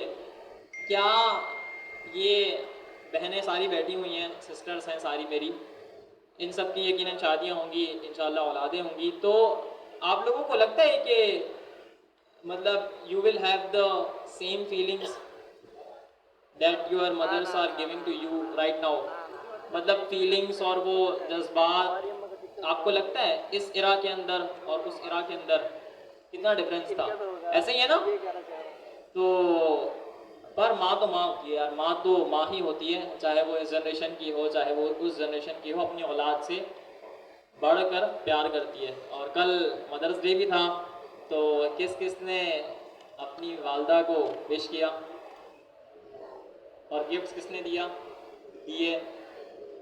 दिए नहीं दिए, पर कोशिश करें कि एक चॉकलेट ही अगर आप दे दें, अगर इतनी इस्तेमाल भी है तो भी इनफ है। और जो कुछ ज़्यादा दे सकता है वो जितना दे सकता है उतना अपने वालिदैन को दे, ताकि वो खुश हों, क्योंकि उन्होंने ही आपकी परवरिश करी है ना। तो मैंने भी यही कोशिश करी, जितना मुझसे हो सकता था, मतलब जितना एंड लेवल के ऊपर मैं जा सकता था उतना मैंने किया। और मेरे कुछ दोस्त हैं, उनसे जितना हो सकता था उन्होंने उतना किया, बट एटलीस्ट उस दिन को खुशी के तौर पर मनाया कि भाई वालिदैन है, वालदा का दिन है। तो बहुत ही हम मतलब मैं आपको शायद अभी डिटेल के अंदर डिस्कस नहीं कर पाऊँगा क्योंकि हमारा टॉपिक है, बट फिर कभी मैं आपको चंद एक चीज़ें और बताऊँगा विच विल इंस्पायर यू इंशाल्लाह। अभी हम कंटिन्यू करते हैं अपने टॉपिक की तरफ, और लास्ट में बिल्कुल आज हम क्या करेंगे, $1 चैलेंज के दो विनर्स को अनाउंस करेंगे। आज वाले विनर भी काफ़ी काबिल तारीफ़ हैं क्योंकि इन्होंने भी बहुत बेहतरीन एप्लीकेशंस बनाई हैं। Will announce the name in the last. अब जो है वो हम कंटिन्यू करते हैं। हम मल्टीपल इनहेरिटेंस पे थे। ऊप्स के 4 प्रिंसिपल हैं, नाम बता दें। पहले प्रिंसिपल का क्या नाम है? एब्स्ट्रैक्शन। इनकैप्सुलेशन। दूसरे का क्या नाम है? एब्स्ट्रैक्शन। एब्स्ट्रैक्शन। तीसरे का? इनहेरिटेंस। इनहेरिटेंस। चौथे का? पॉलीमॉर्फिज्म। पॉलीमॉर्फिज्म। तो अगर अब तक आपको ऊप्स बिल्कुल भी समझ नहीं आया तो बराए करम क्लासेस और ये 4 नाम तो याद रख ही लें ताकि इज्जत बरकरार रहे, नहीं तो सर ज़िया इज्जत जो है वो बहुत बुरे तरीके से उड़ाते हैं। और सर ज़िया बहुत मतलब गुस्से वाले भी हैं उन स्टूडेंट्स के लिए जो मेहनत नहीं करते, और जो बंदा मेहनत करता है फिर सर बस उसी का नाम लेते हैं, तो उसको फिर उसको ट्रीट्स भी देते हैं। बिल्कुल हाँ, बिल्कुल ऐसा ही है। मतलब मुझे और हमजा भाई को सर ज़िया ने बहुत ट्रीट्स दिए हैं। आपको अजीब सा लग रहा होगा ये कि सर ज़िया हमें क्यों ट्रीट देंगे, बट सर ज़िया ने हमें दी है 2-3 मरतबा ट्रीट्स दिए हैं। हम सर को रोकते भी हैं बट सर रुकते नहीं हैं, और सर रुकने वाली चीज़ भी नहीं है क्योंकि माशाल्लाह से सर इज़ क्वाइट मोटिवेटेड और इंस्पायर्ड पर्सन। सर की आप कभी लाइव को पढ़िएगा, सर के इंटरव्यू पढ़े में 2017-18 के और 20 के भी यूट्यूब के ऊपर, तो आप वो जाकर जो है वो देखिएगा। 1-2 घंटे के हैं तो उससे आपका माइंडसेट खुलेगा कि सर ने कहाँ से शुरुआत करी, कितनी डिग्रियां करते कराते पाकिस्तान में पहुँचे। तो खैर ये सीन है, बट अब जो है वो हम कंटिन्यू करते हैं। जी हमजा भाई। ठीक है जी, तो हमारा कॉन्सेप्ट चल रहा था मल्टीपल इनहेरिटेंस। ठीक है, मल्टीपल इनहेरिटेंस क्या बताया था मैंने? मल्टीपल क्लासेस से एक चाइल्ड क्लास को बनाना, उसको हम क्या कहते हैं? Multiple inheritance. Example of code या एग्जाम्पल यहाँ पे लिखी हुई है। एक क्लास हमने बनाई है बर्ड के नाम से। बर्ड पेरेंट क्लास है, चाइल्ड क्लास है? पेरेंट क्लास है। कैसे हमें पता चला? बिकॉज इसके नेम के साथ ना ही तो कोई पैरेंथेसिस लगी हुई है और ना उसके अंदर कोई एक्सटेंडेड या कोई क्लास का नाम लिखा हुआ है। सो दैट्स वाई ये क्या है? Parent class. ओके, एक हमारी बर्ड की क्लास है जिसके अंदर एक अदद मेथड है फ्लाई। अच्छा, एक चीज आपने नोट करी है, इसके अंदर एक चीज मिसिंग है, कंस्ट्रक्टर मिसिंग है। क्या ये चल जाएगी? क्यों? हमने तो ये पढ़ा था कि क्लास कभी भी कंस्ट्रक्टर के बगैर चलती नहीं है। पाइथन खुद से या बाय डिफॉल्ट आपको एक कंस्ट्रक्टर प्रोवाइड करता है अगर आप नहीं बनाते, ठीक है। कंस्ट्रक्टर आप तब बनाते हैं जब कंस्ट्रक्टर के अंदर कोई एट्रीब्यूट्स या कोई आप पैरामीटर्स ले रहे हो, ठीक है। इस पोर्टफोलियो एनालाइजर बनाया है by applying the OOPs principle in Python.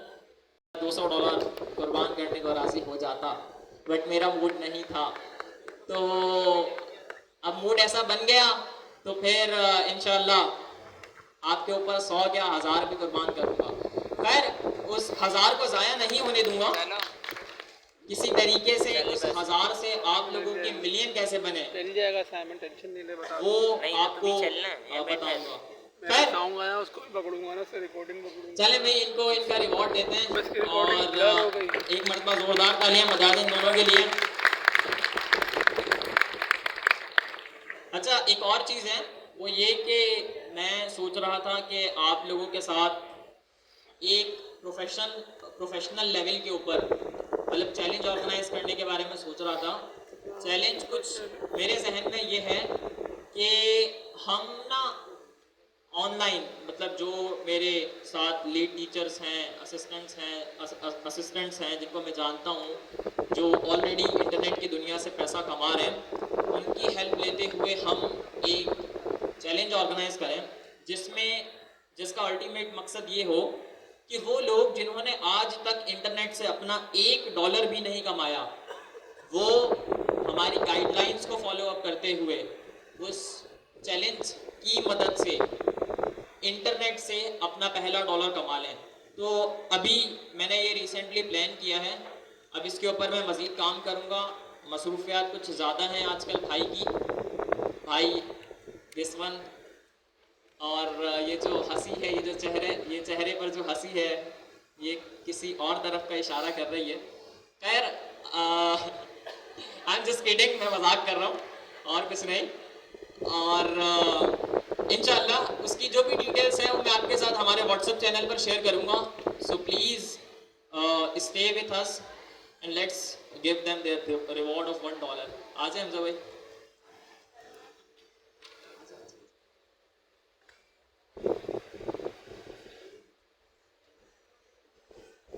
चल रमजान, रमजान ने नहीं जाना बेटा, नहीं जाना, नहीं जाना तो है, चलना फिर।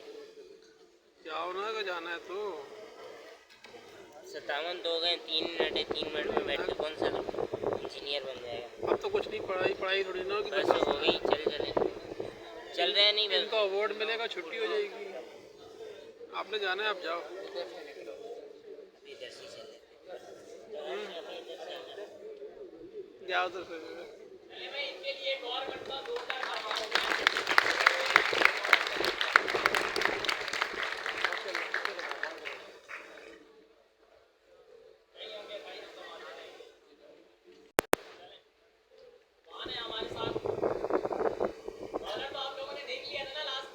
यस